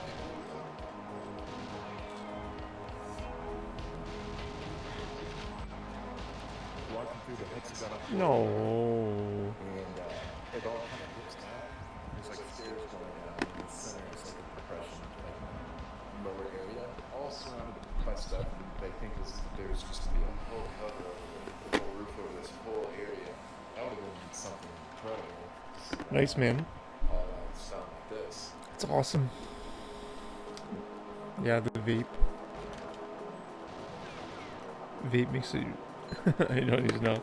Okay, so I'm leaving the hexagonal courtyard and walking into the great courtyard, which is supposed to be right in the heart of the Jupiter temple. Let me turn around and show you guys this. Hope you guys can know about that. Now let me get up close to this shots. This is incredible.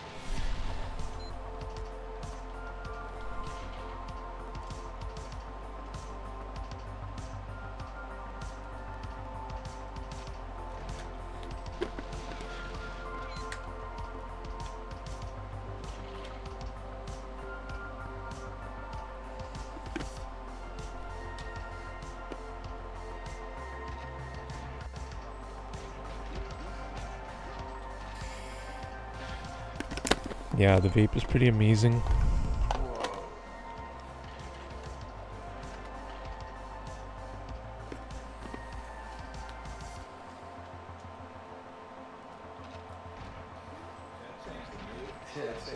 So we were just over here. We heard gunshots earlier, but we just heard gunshots a few minutes ago. Yeah, I'm not gonna go there. And just right on the other side of the walls here, the streets were just over it. I mean, it had to be right on the street. Now we're hearing sirens and stuff. But yeah, machine gun fire. And I think we're gonna call it. And just try to get across the street over to our hotel.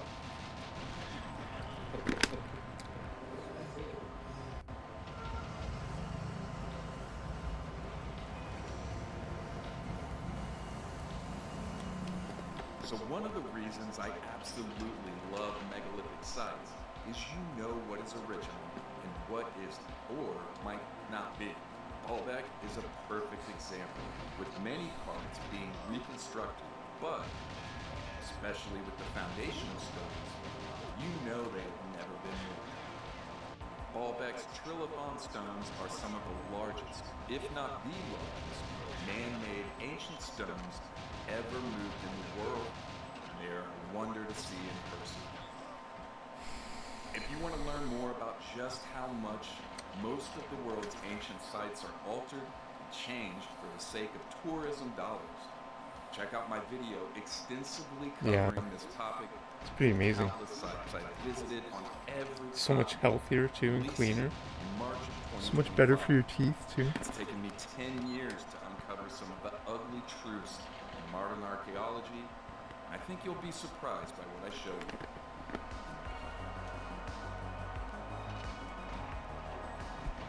So right over here, found a, looks like it might be kind of drilled and cut. There's cut marks in here. Markings all the way along the line. And then right here, a pinch hole, which is found all over the world. And I was taking pictures of all these, and I was like, you know what, I'm gonna come back and go over it a little bit. And I saw another one, all right here next to each other. Now I'm looking all over the phone. I think these are the first pinch holes I've seen on the site. It's pretty awesome. You keep seeing these things all over the world, on different continents around the world. What the fuck is this? Really cool stuff. You got what looks like drill holes, pinch holes. You got ancient symbols like the swastika. I don't think the swastika is cool in its modern sense, but that's it. So it's found all over the world, across continents, many cultures, and the columns. Just how massive those are. There's lots of really good vantage points to be able to look out over everything. Yeah, I'm getting pretty close to I haven't walked the whole site, but I'm getting pretty close to Columbus. Probably the coolest place that I've ever been.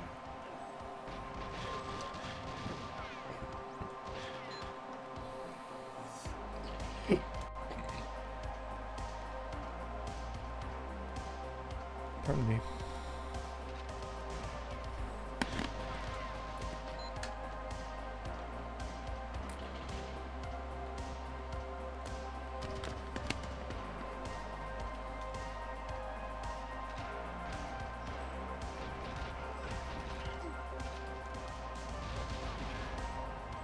So it's just up there, even if it's cut out, look like gutters. This should have been a roof. And you've got that hole that I was showing up there would come out through the lion's head here.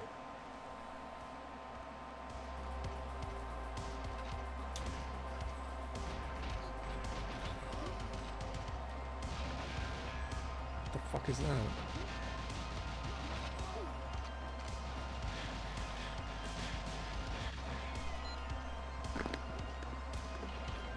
So we've made it over here. Apparently behind me is the Citadel. And there's some really cool ruins around it too. We're on the back side.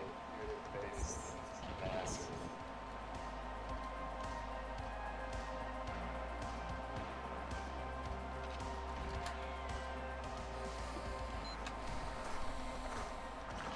So I'm at the very back over here wondering what that is.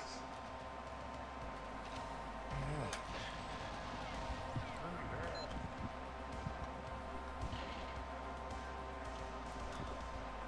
So back here in the corner, I found some really cool stuff, just like usually these curved place, well, angled place stones.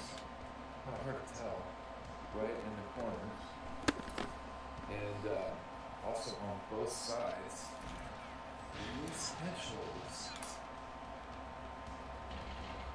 This whole carved cutout.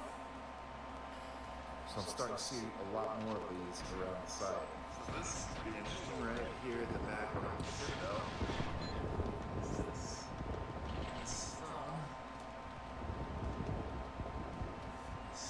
It's like pottery.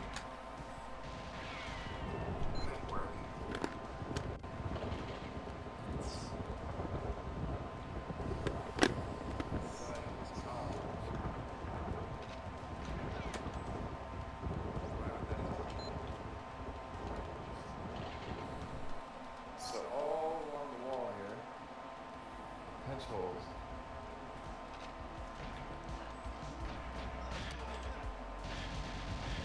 This is on the wall across from the Citadel. Alright, so I'm now at the front of the Citadel, and it looks really impressive to head into. So we're going up there now.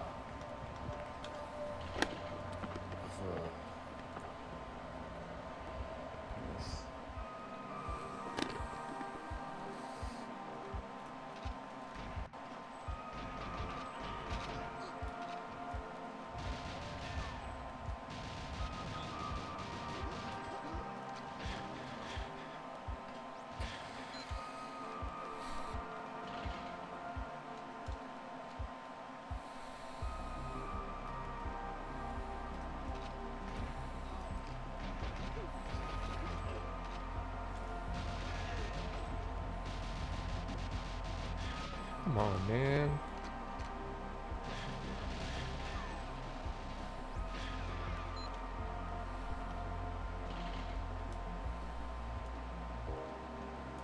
So made it into the Citadel, and this is incredibly impressive, absolutely stunning.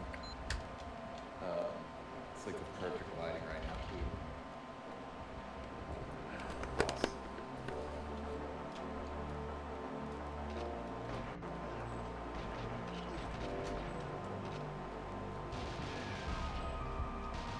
So I want to make a quick correction. This is the Gyges temple. I forgot to tell somebody else that it was the Citadel earlier. And it is probably the most amazing thing I've seen on the site so far. The most megalithic stones. So we go over here, on the outside of it. See? Oh wow. The last column. Let's go check it out.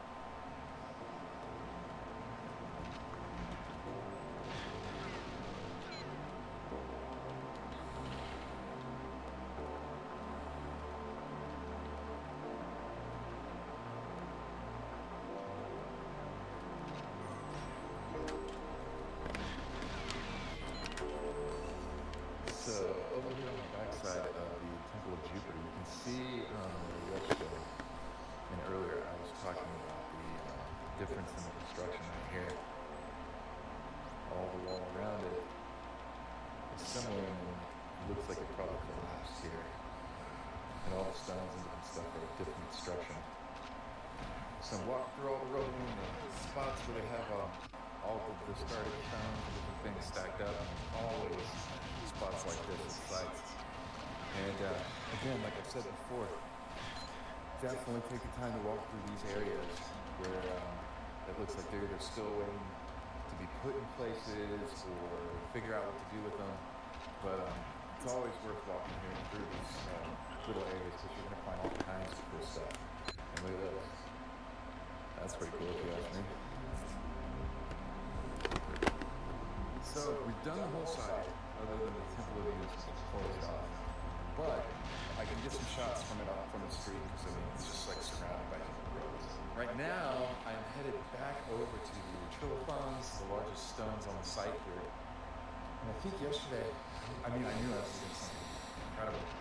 I just didn't recognize that that's what they were because I hadn't seen the whole site yet. And this is the first thing we did as I walked around the outside of the entire structure. Hey, fuck off. So I've got video of it, and I was talking about it. I just wasn't identifying it, but I want to go back over here and make sure to do that because, you know, not coming back out here. I mean, if I do, it's going to probably be a long time.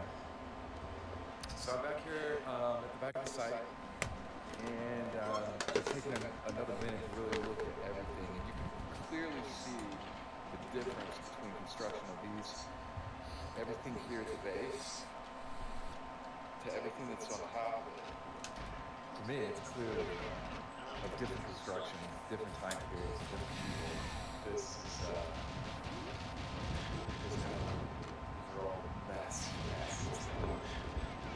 Down along this road. Some of the largest on the site. And I think that this side just is much cleaner because it gets a lot here. You can tell the difference.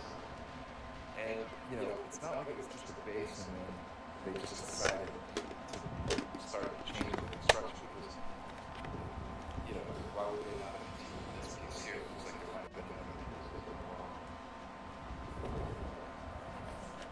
But I'm going to walk you down the length of this here one more time. Hopefully you guys can get a sense of scale, how massive these are.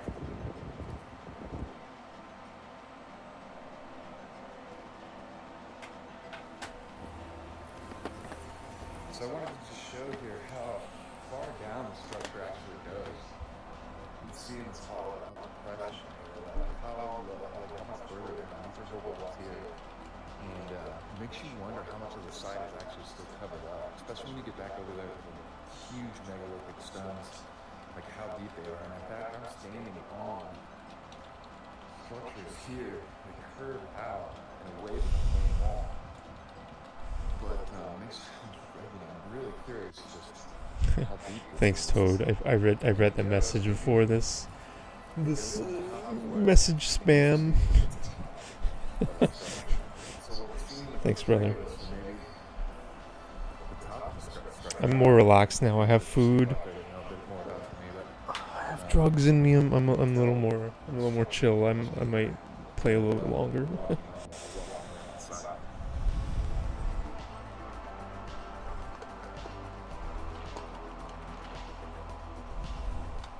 So we walk down the street, and I'm sure there's an entrance to this side, and this isn't it. Around the street, like a whole torn out section. Tears were shed. Tears were shed like confetti. Emotes in chat like confetti. In the anals of game. Kind of like run down buildings and abandoned buildings. Oh wow. Come on, man. Eat all the dumplings, take 1,000 selfies, don't that's our perfect school. Oh my god, dude. Dude.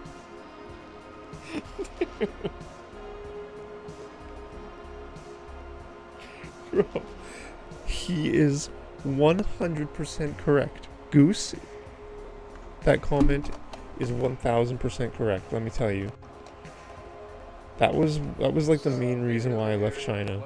And I've been telling that in interviews. I say it's an infrastructure issue. I say that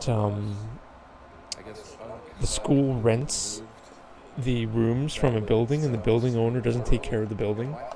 And then if they ask me further, I say there's no toilets. It's just a fucking hole in the ground. Oh my god, dude, come on. You want perfect squad? Form is on point. Come on, man. Come on.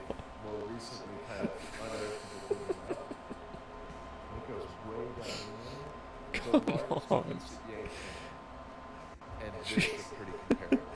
Don't skip away.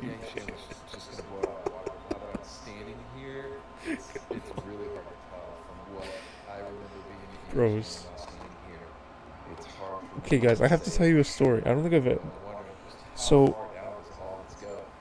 Man, I have so many stories about that. Dude, the first time... I think I told this story before. I'll tell two. The first time, like, I tried to do that in China. So there was one toilet. There was one handicapped toilet in the mall where the school rented. And you're there for like 12 hours. You're like all day. And longer than 12 hours. And there was one toilet, but it broke. So we had no toilet. It was just all just holes in the ground. And I tried it once, and I got it like all over my fucking pants. On the wall. Just like shot it right all over the wall and the floor. And there's like garbage bin that's like beside the hole in the ground. I just shat like literally everywhere on my pants. But I had to go to class, so I just like wiped it off. Went to class and like taught. And the second time I had to go again. I'm like, this is bullshit. Like, I'm not gonna do this again. And so I went home and I said, like, listen, I'm gonna have to like miss class. Like, the infrastructure is like. So I went home. I made it. It was a miracle I made it. And I did it. I took massive shit. And then I walked back to work and I missed like 2/3 of a class or something. Thanks, man. I missed like 2/3 of a class. And the manager was so pissed off and petty that she like reduced the equivalent of, I don't know, it was like 90 RMB, like maybe $20 from my paycheck, because I left and like, because I refused to, I'm not gonna, like, I was literally just gonna shit all over the wall again.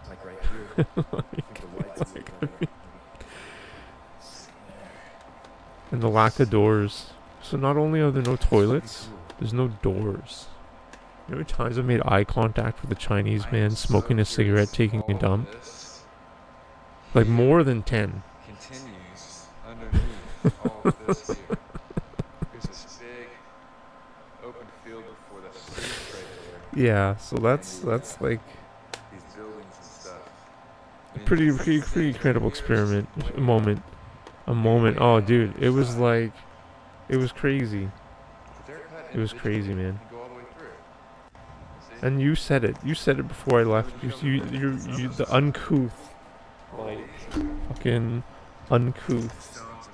These, what does uncouth mean? You can tell in various spaces, everything's just so weathered down over here. You know, but all you have to do is glance over this way and you see, you know, just exactly the scale of Yeah, man. on here, which is So that's real. magnificent. That's real. The real shit. I really wonder how far down it goes. So coming out here to this. So the English school I'll be at is Swedish owned. It's like Sweden is the company that owns it, and I think they'll have better facilities. They definitely have better classrooms. And like they have a standard, you know what I mean?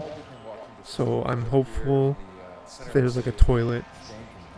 And like, I mean, I was talking with the manager in China. I'm like, what? Can we install a toilet? Like, how much does a toilet cost? Can I just like buy a toilet? Can we have that like, or like a chair with a hole cut out? Like, just bring a chair, like a little teepee from my fucking bunghole. Like, it's just too much, man. It's just too ridiculous. That's why I left China. That's pretty much the main reason. It was just absurd. The absurdity. Man, I shit all over that wall, dude. Like, it was like, I had to go. Like, I couldn't clean it up because one, there's no toilet paper, and I had to go because I had to teach. But man, I got it in like the garbage can. The poor cleaning ladies, man. And like they have to clean that, like the holes, the multiple holes in the ground, like every day. Like, come on, man. It's just too ridiculous, dude. Like a culture like thousands of years and they still haven't fucking have like you built a toilet. Like, come on, man.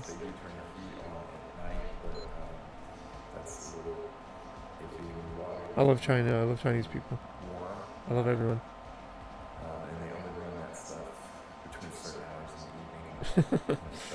Sorry, man. Sorry, guys. I really apologize for that. I didn't get that much in my pants. I just got like little drops, like tiny, tiny little drops. I wouldn't have taught smelling like shit. But I got it all over the wall, like all over. Just like a laser beam. I was like, I don't know how to aim. How do you aim like that, dude? Like, come on. That's like that's an advanced Tai Chi move, like the invisible chair. Thank you so much for watching. If you like this video, there is plenty more to The enjoy. toilet's changing, yeah. You can help the channel grow by subscribing. It's the easiest and best way to support my work. If you have a love for ancient history Yeah, and bro. new discoveries, I encourage you to The find apartment had a someone nice to plug in toilet. with others who share your passions. You can follow me on X to keep up with my travels in real time. So they have, each apartment has a toilet, but public toilets they don't. Because their argument is they don't want their bottoms touching what other people's bottoms are touching, right? They don't want to touch anything. And I mean, I understand it, but it's just like, just have the option, you know? Just like fucking.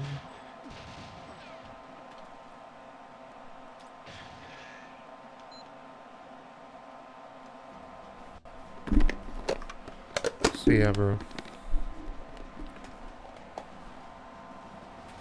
Fucking hilarious. The line, is this real? Are you really? This can't be real. The world's largest construction project, known simply as the Line, has already started to leave its mark on the Arabian desert. This is real life. Saudi Arabia's billionaire crown prince wants the 170-kilometer-long megacity to be visible with the naked eye from space. Satellite images show how the landscape is transforming. Where there was once sand and rock, you can make out deep trenches. Thousands of trucks and excavators. And entire new towns. Yeah, so the Swedish school, man. I'm really putting my hopes in the Swedish school. But satellite pictures also show us that would be perfect for me, and that's the offer I got with that Swedish-owned. And the controversial project. It's English, like they don't teach Swedish. With media reports of cancelled contracts, scaled back construction, and spiralling costs. Plans to welcome the first residents to the Line back in 2024 never materialised. So is building what architects told us is essentially a giant greenhouse in one of the hottest and driest places on Earth really a good idea? Wow. Talking about some of the hottest temperatures ever. Giant greenhouse, that's cool. We analysed the very latest satellite views from above and spoke to experts. That's super cool. No, I absolutely wouldn't. To find out if Saudi Arabia's desert dream stands a chance of being anything more than just a mirage.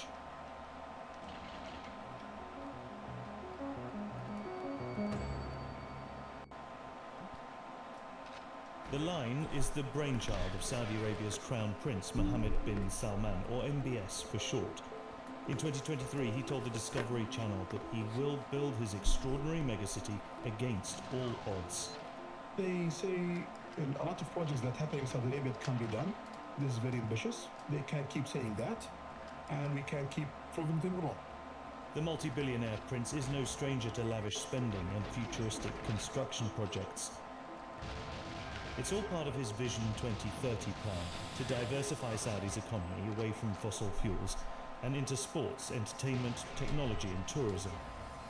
In fact, this whole region, dubbed Neon in 2017, is going to be home to an array of fantastical projects, like Sindala, a once barren island just off the coast that has already been transformed into a luxury beach destination, with hotels, a golf course, beach club and marina. And work has started in the mountains on what MBS hopes will one day be a desert ski resort called Trojena. And here the clock is ticking. The resort needs to be ready by 2029, when it will host the Asian Winter Games. Hey, fuck you. The mountains don't get much rain and even less snow, so it will need to rely almost entirely on the artificial kind. Of course, MBS already has his own palace complex in Neon, with private beaches, giant lines, gardens, a golf course, yeah, and dude. 10 helipads. Construction on the Line began in October 2021. What we can see on satellite imagery today It's such an is a insane giant star concept, bro. cutting inland from the Red Sea through the mountains and out the other side. But beyond the epic earthworks, there's little sign of the megacity presented in glossy promotional videos. Just think, a skyscraper city that runs uninterrupted for 170 kilometers. That's the distance between Philadelphia and Washington, D.C., or Naples to Rome. So the Line is designed to be a city like no other city that's ever been built. Everyone thinks the Line's a building. It's Yeah, not. that's what It's this a video frame, is it's a city, about. and it has a framework and a grid structure to it. The glass-clad monster is also supposed to be 500 meters high and 200 meters wide. To give you an idea of what a mirrored glass wall in the desert might look like, take a look at this. The Mariah concert venue built by the Saudis in 2019. This is the largest mirrored building in the world, for now. But it is only 3 stories, or 26 meters high. If built, the Line will be one of the top 10 tallest buildings in the world, and by far the longest. Animations produced by Neon promise suspended gardens, waterfalls cascading down buildings, and all your daily needs within a 5-minute walk. A high-speed train is planned to take citizens from one end to the other in just 20 minutes. There are even flying taxis. In fact, prototypes recently took to the air at Wow, this that was facility, fast. just 4 kilometers from the Line. One consultant who worked on the mega project told Business Insider that the city is designed Wow, that was with really a wealthy fast. minority in mind. Yet the line promises to eventually house 9 million people within a footprint of just 34 square kilometers. That's more than 5 times the population of Manhattan in just over half the space. And according to Neon, this is what Manhattan would look like if it was squashed into the same footprint as the line. It might seem crazy, but urban planners say we do need to rethink how cities grow. In the last 75 years, city populations have rapidly expanded. More than half the world. Yeah, the 44 line, billion it people might be now like live the in dumbest cities. idea. And the UN predicts it will be nearly 7 billion by 2050.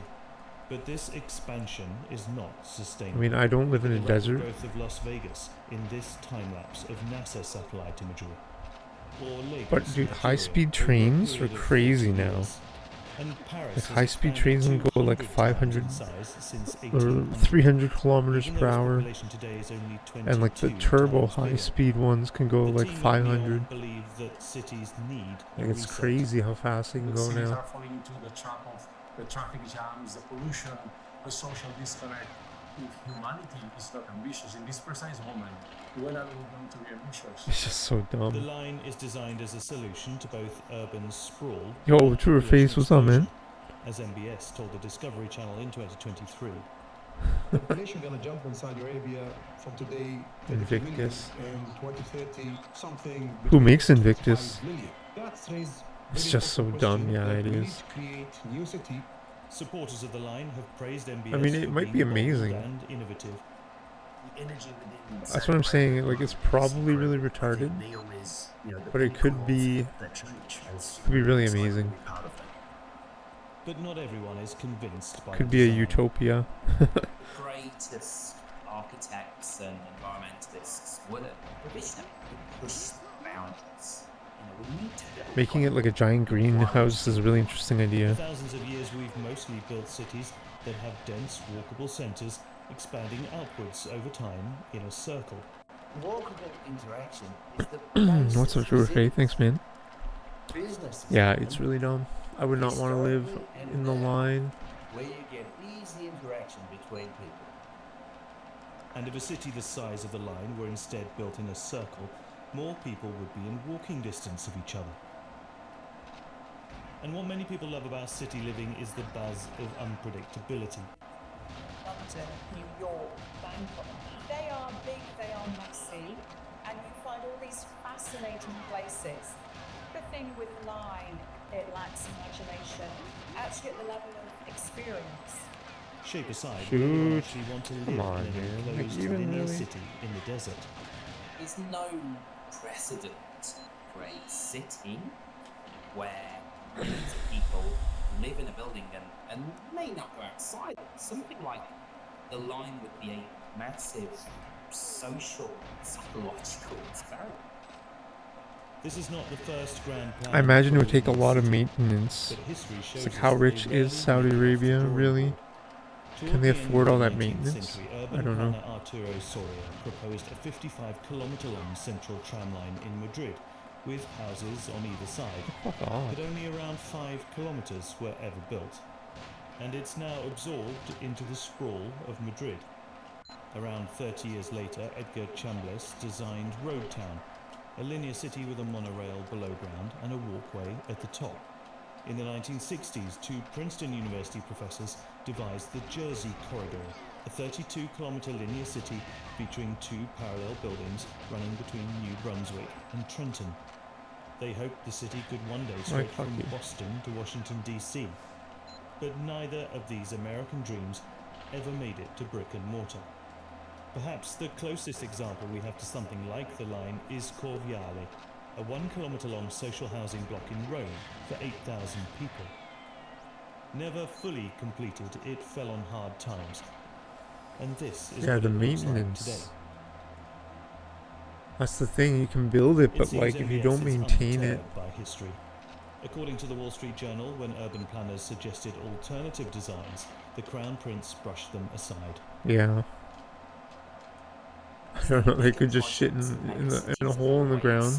They often include a desire by a government to portray Yeah, but you're right. equity or some ideology to a national or global. Oh man. But there is evidence that MBS's ambition may be stalling. Satellite images from May 2023 show earthworks in full swing across the length of the line.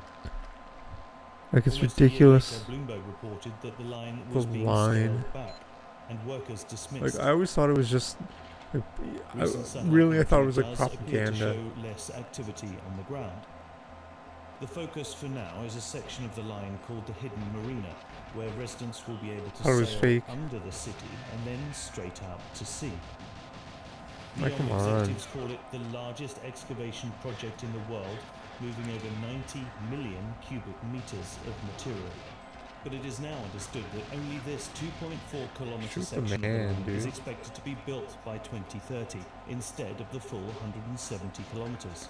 It's too slow. It wouldn't be the first Saudi mega project to hit the brakes. Ambitious plans to build the world's tallest building, the Burj Jeddah. Yeah, it's too slow and no health. Whatever, we'll play it out. Of arrests of senior figures involved in the project as part of an anti-corruption crackdown. Construction on the 1 kilometer high structure only restarted. Oh man, I gotta read it. Sorry, I'm catching up on the Saudi authorities chat. claim it was always the plan to build the line in modules. Wow. Others suspect funding challenges. 170 kilometers? Wow. Yeah, but like with the high-speed train, you can get there in like half an hour. It's insane. That actually doesn't sound that big. It doesn't sound that impossible. I mean, it's huge, but I mean, like it might be doable. Analysts estimate that it could cost more than $2 trillion to build the full line, 4 times the original budget. Yeah. But already, progress on the line has come at a human cost. This region has been home to the Huaytat tribe for centuries, a Bedouin people known for their horse riding skills. Satellite photographs from 2020 show the Huaytat villages of Al-Quraiba, Sharma and Gayal, located close to the path of the line. But in these images from 2024, they're gone. In January 2020, residents of these villages were served eviction notices. They protested on social media, posting videos with the hashtag Huaytat against displacement. Human rights group Al-Kest has been monitoring the evictions closely and say the majority of the 20,000 Huaytat tribe members have been displaced. The videos show that security forces were violent with the locals to force them out, and many people fled their houses. What is going on here? But not everyone fled. Abdul Rahim, a government employee at the Ministry of Finance, decided to take a stand. What is this? What are we watching? ما ابغى اسجل اسمي في الترحيل ولا ابغى اوقع. يعني انا ما اشوف اكبر عندي ما في شيء اكبر من خروجي من ارضي ومديرتي. Oh wow. ما بعدها هي سواء السجن حتى القتل يعني انا ما استغرب لو يجون يمكن يقتلوني في بيتي الان. They're building a line through the guy's like home. On April the 13th, he was shot and killed by Saudi special forces. Wow, no Saudi way. authorities claim that he fired first and labeled him a terrorist. No way, they killed him, man. They killed the guy that wouldn't move his house for the line. That's crazy. I thought they were like socialists, man. I thought they were gonna like help people get in the line. Like what? That's crazy, man. Closed doors. The question is why this lack of transparency. That's crazy. Anyone who warned him online was arrested. Al-Kest say 47 tribe members have been arrested, including many of Abdul Rahim's relatives. That's they say 3 have crazy. received severe prison sentences and 3 others are sentenced to death. This is gonna be like a fire pit. They're just gonna shoot the train like directly into the forever burning pit of fire. Concerned about the harsh treatment of the Huaytat, including Straight reports into of torture. execution. Campaign groups like Al-Kest have applied pressure to international companies contracted by NEOM. Most are staying put, Man, Not like it's UK-based crazy, SolarWater, man. which pulled out of a contract to build a solar-powered desalination plant. Like in Turkmenistan, there's that founder and forever chief burning technology pit. officer told They us lit it he on was fire, I think, in appalled the by the 60s or whatever, treatment of the Huaytat. and it's still burning The number today. of people away They're gonna have one of from those. the homeland. I was very That's upset. crazy, man. Villages, fishing villages. They along just the killed coast. them. They're no longer there. Human rights groups and trade unions have also drawn attention to thousands of cases of exploitation of workers on Saudi megaprojects, including NEOM. A documentary by ITV reports that as many as 21,000 migrant workers from Nepal, Bangladesh and India may have died in Saudi since the launch of And the it's like, how 2030 much vision money do they in have? 2016. They If couldn't Saudi have paid Arabia's that pledge poor to guy. They uphold had to human fucking, rights like, as part pass of him this away. vision is under That's scrutiny, crazy. so too are its promises of sustainability. The world's That's number crazy. 2 oil-producing country has pledged to generate half its energy with renewables by 2030, but in 2023 it was still at less than 1%. And in the NEOM region, they're looking to meet 100% of their energy needs with renewable power. Solar farms can already be seen in satellite images here, close to the workers' camps. And a new wind farm can be seen emerging from the desert here, Wow. further north. The energy needs now, and for a future megacity, are off the charts. According to NEOM, the whole region, including the line, will need over 100 terawatt hours of power a year by 2030. That's similar on, to man. the annual electricity consumption of the Philippines.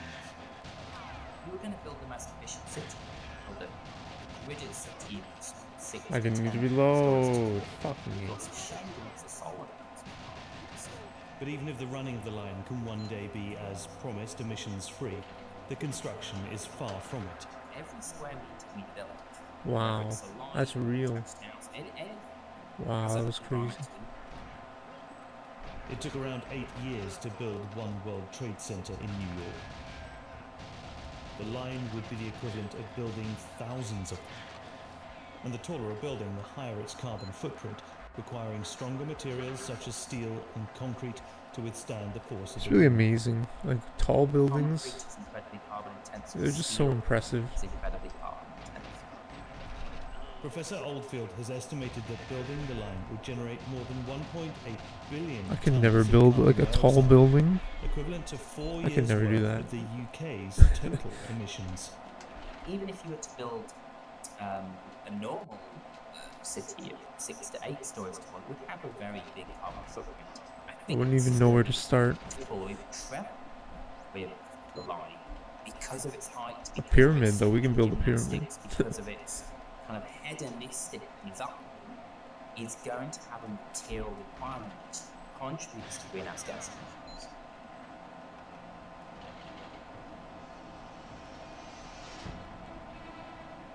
Wow, And so then, the once line is built, real. this giant glass, steel, and It will be concrete real. structure that designers say will blend into the landscape will need to be kept cool enough for people to live inside it. Well, one of the biggest problems is that it's essentially a big greenhouse. Now, you don't need to have a PhD in physics to understand what happens when sunlight hits glass, it heats up. Compare that to traditional Saudi buildings, which are made of mud, stone, and clay, and designed to be naturally cool. The irony of NEOM is that although it's presented as being this futuristic city, it's a lazy city.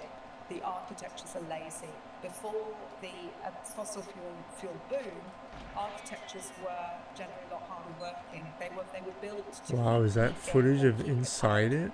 Looks like If they can't shit. keep the heat That looks out, the terrible. consequences could be Wow, deadly. was that In actual June inside 2024, footage? Saudi Arabia was hit by an It extreme looks like heat a wave.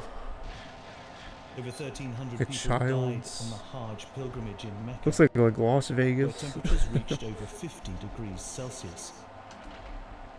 2024 was the hottest year on record. And scientists predict that average temperatures in Saudi are likely to go up by 2 degrees Celsius by the middle of the century. Perhaps the most precious resource in a desert megacity is water. The region gets around 6 centimeters of rainfall a year. Wow. And That's it's estimated nothing. that 4/5 of Saudi's ancient underground aquifer have been sucked dry by desert farming in the last 3 decades alone. Currently, more than half of Saudi's water is supplied by energy-hungry Why? desalination plants, which spew out an estimated 60 million tons of CO2 per year. Salty waste brine is then often discharged back into the sea, harming marine life. NEOM has said renewable energy will power 100% of the desalination plants, something that has never been achieved before. With ambitious Yeah, plans give me the for hell in greening the desert and growing Turkmenistan. crops, finding sustainable water is still a crucial issue facing the line. Conservationists also see the line as a death trap for wildlife. Take a look at this map of bird migrations through the region. Around 2.1 billion birds from over 100 different species, including endangered ones, pass through the area. Bird collisions with glass is an enormous problem. You know, the figures in the States are many hundreds of millions a year, and that's just one nation. Back on the construction site, little by little, progress is being made. The latest satellite images of the hidden marina show a new excavation in progress and hundreds of trucks busy shifting deck. NEOM executives have admitted it may take 100 years to complete and fill the line. It But looks now like there is a shit. more concrete date in the diary. A stadium suspended 350 meters high up on the skyscraper is to be one of the official venues of the 2034 World Cup.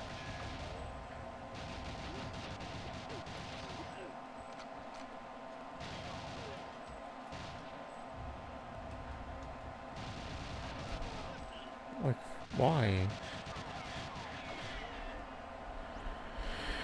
Yo, what's up, poker? What's up, brother?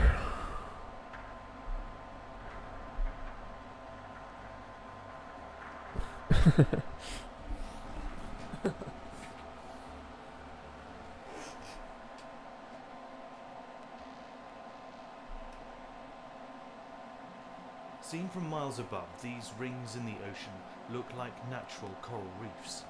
But zoom in on high-resolution satellite images, and you can make out military bases with 10,000-foot runways, ports, and gun emplacements. The South China Sea is bristling not just with artificial islands, but with egos. What's up, brother?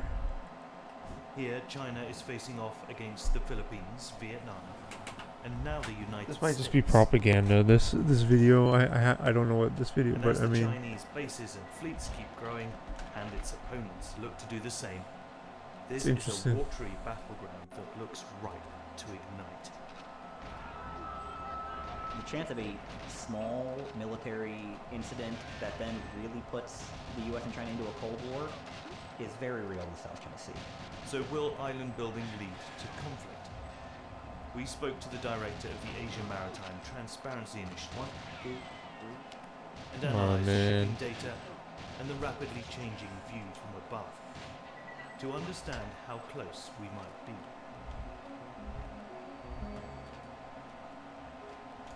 The islands first started to appear just over 10 years ago. going well, brother. Going well. The Thanks, Philippines, man. Vietnam, and to a lesser extent Malaysia have since been engaged in a race to claim, occupy, and fortify outposts in the Yes, South we did China one Sea. today too. But no one does it on a scale quite like China. It's not that people are outraged because China built islands. They're outraged because China built islands with the express purpose of kicking around small nukes. So now there are Chinese planes overhead, Chinese ships on the water, 24 hours a day, everywhere in the South China Sea.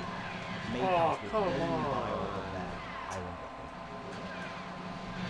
The superpower has 20 outposts in the Paracel Islands and 7 in the Spratlys. Of these, 4 are fully operational air and naval bases. They've got deep water. They're going well though. We did one today earlier. Which will go with them. They've got point defenses and anti-ship missiles and anti-air missiles to defend themselves. These are fully functional, and I think people don't appreciate the scale we're talking. I think I'm using the washroom, load the vape again, and keep playing some more. The Philippine base is roughly the size of the Pearl Harbor naval base of the U.S. in Hawaii. The Philippines occupies 9 features in the Spratlys, with just 1 airstrip. Vietnam has the most, around 50 outposts spread across 27 locations in the South China Sea, and Malaysia has 5. Now, with the region bristling with ships, firepower, and tension, clashes are inevitable. In fact, they are happening all the time. One particular hotspot is this patch of ocean around 100 miles from the coast of the Philippines. Back in the 1990s, China occupied what was then an underwater feature called Mischief Reef. Over time, China began to build permanent structures.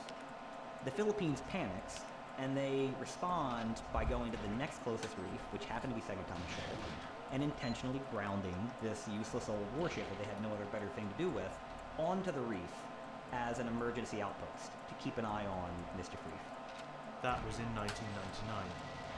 But if you zoom in and look closely, you can see that the old ship is still there.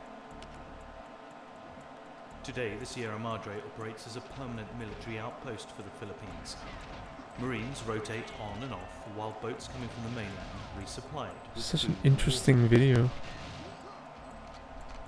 Meanwhile, Mischief Reef has been transformed. Mischief Reef is this giant ring around a lagoon. Most of Washington, D.C. could fit inside of that. Oh wow. It's from here that China can launch missions to intercept and intimidate Philippine vessels, including those trying to resupply the Sierra Madre. And so for the last 2+ years, the Philippines has had to run a blockade of China Coast Guard or Chinese militia vessels every time it wants to get through to these 8 to 10 Marines who live on this rusting hulk and are completely reliant on outside food and potable water. This video, filmed by the Philippines military aboard the warship on June 17, 2024, shows vessels from the Chinese Coast Guard trying to stop Philippine resupply boats. Footage shows Chinese crew wielding axes and knives.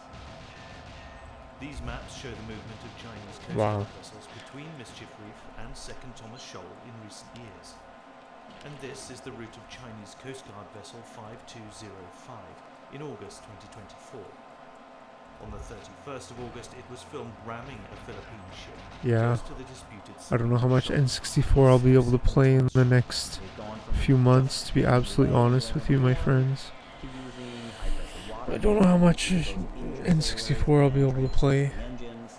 They've used lasers to blind crew. They've used acoustic devices to try to deafen them. And on many occasions now they've begun to just ram Philippine vessels trying to get through. And the Philippines, to its credit, has not backed down. In accordance with international and Philippine national laws, we are proceeding according to our plan. The big question then is, why is China doing this, and what does it stand to gain? It's partly about control. Control of one of the busiest shipping routes in the world, of the South China Sea's valuable fish stocks, and of the reserves of oil and gas Like this beneath game, the bro. Oh, seabed. All of that stuff is true, all of it's relevant, but none of it is why Xi Jinping cares about the South China Sea. The Chinese Communist Party has Dinner soon, nice brother. that these things belong to China in times immemorial, and therefore they must be recovered. And we should not assume a hyper-rational China any more than any other state is hyper-rational, any more than the fact that the U.S. and Canada still fight over the Gulf of Maine, or that the Philippines still claims North Borneo, or that the UK didn't give up maritime claims to Rockall Island until just a few years ago. Like, states do irrational things, and China is no more rational than any other. But no matter how irrationally China is acting in the South China Sea, it's ultimately about geography and logistics. The Spratlys are 700 miles from the Chinese ports on Hainan. Having bases this far south gives China not only a physical foothold, but a launch pad for surveillance from the air and the sea. Look closely again at Mischief Reef. It took barely a year for Mischief Reef to go from nothing to about 1,500 acres. And then they graded and paved everything, put a 3,000-meter airstrip on it, and all kinds of infrastructure to support naval deployments, etc., as well as sensing equipment, housing. Yeah, it'd be so hard to get footage of that place. Like, China uses the runway for surveillance aircraft like KJ-200. that's why they're using like Google Maps.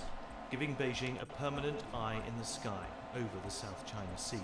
China has eyes everywhere, and it sees everything that all the other claimants and the outside parties like the U.S. do.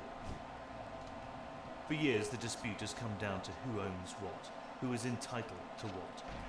And this is where it gets messy. Although in the eyes of international law, it should be fairly clear-cut. First, there's the territorial sea. That's the 12 nautical miles around any piece of land which a nation owns. Beyond that is the 200 nautical mile EEZ, or Exclusive Economic Zone. This is the area of ocean that stretches beyond the territorial sea, and where the nation is free to exploit the natural resources and even build artificial islands. This map shows the competing EEZs for China, the Philippines, Vietnam, and the other nations. And in the middle of it all sits the Paracels and the Spratlys, and you can see why they are so hotly contested. What you can't do is build an artificial island in someone else's EEZ and then claim your own rights around it. This is what China has done with Mischief Reef. But in 2016, an international tribunal ruled that China's claim over many features in the South China Sea, including land reclamation projects, were unlawful. And that should have been case closed. Legally, the dispute is now over a few dozen tiny dots of territorial sea in the middle of the ocean, and everything else should be pretty clear, except that China claims a whole nother set of entitlements. China famously draws this old dotted line map that originated in the 1930s, and it says basically anything we can't find a way to claim under UNCLOS inside that line, we claim with historic rights. The tribunal also dismissed China's so-called 9-dash line claim, but China rejects the court's decision and continues to patrol water and claim reefs rock. EEZ. Vietnam, for one, has not shied away from the fight. In response to Chinese island building, the Vietnamese began building small outposts on reefs and sandbars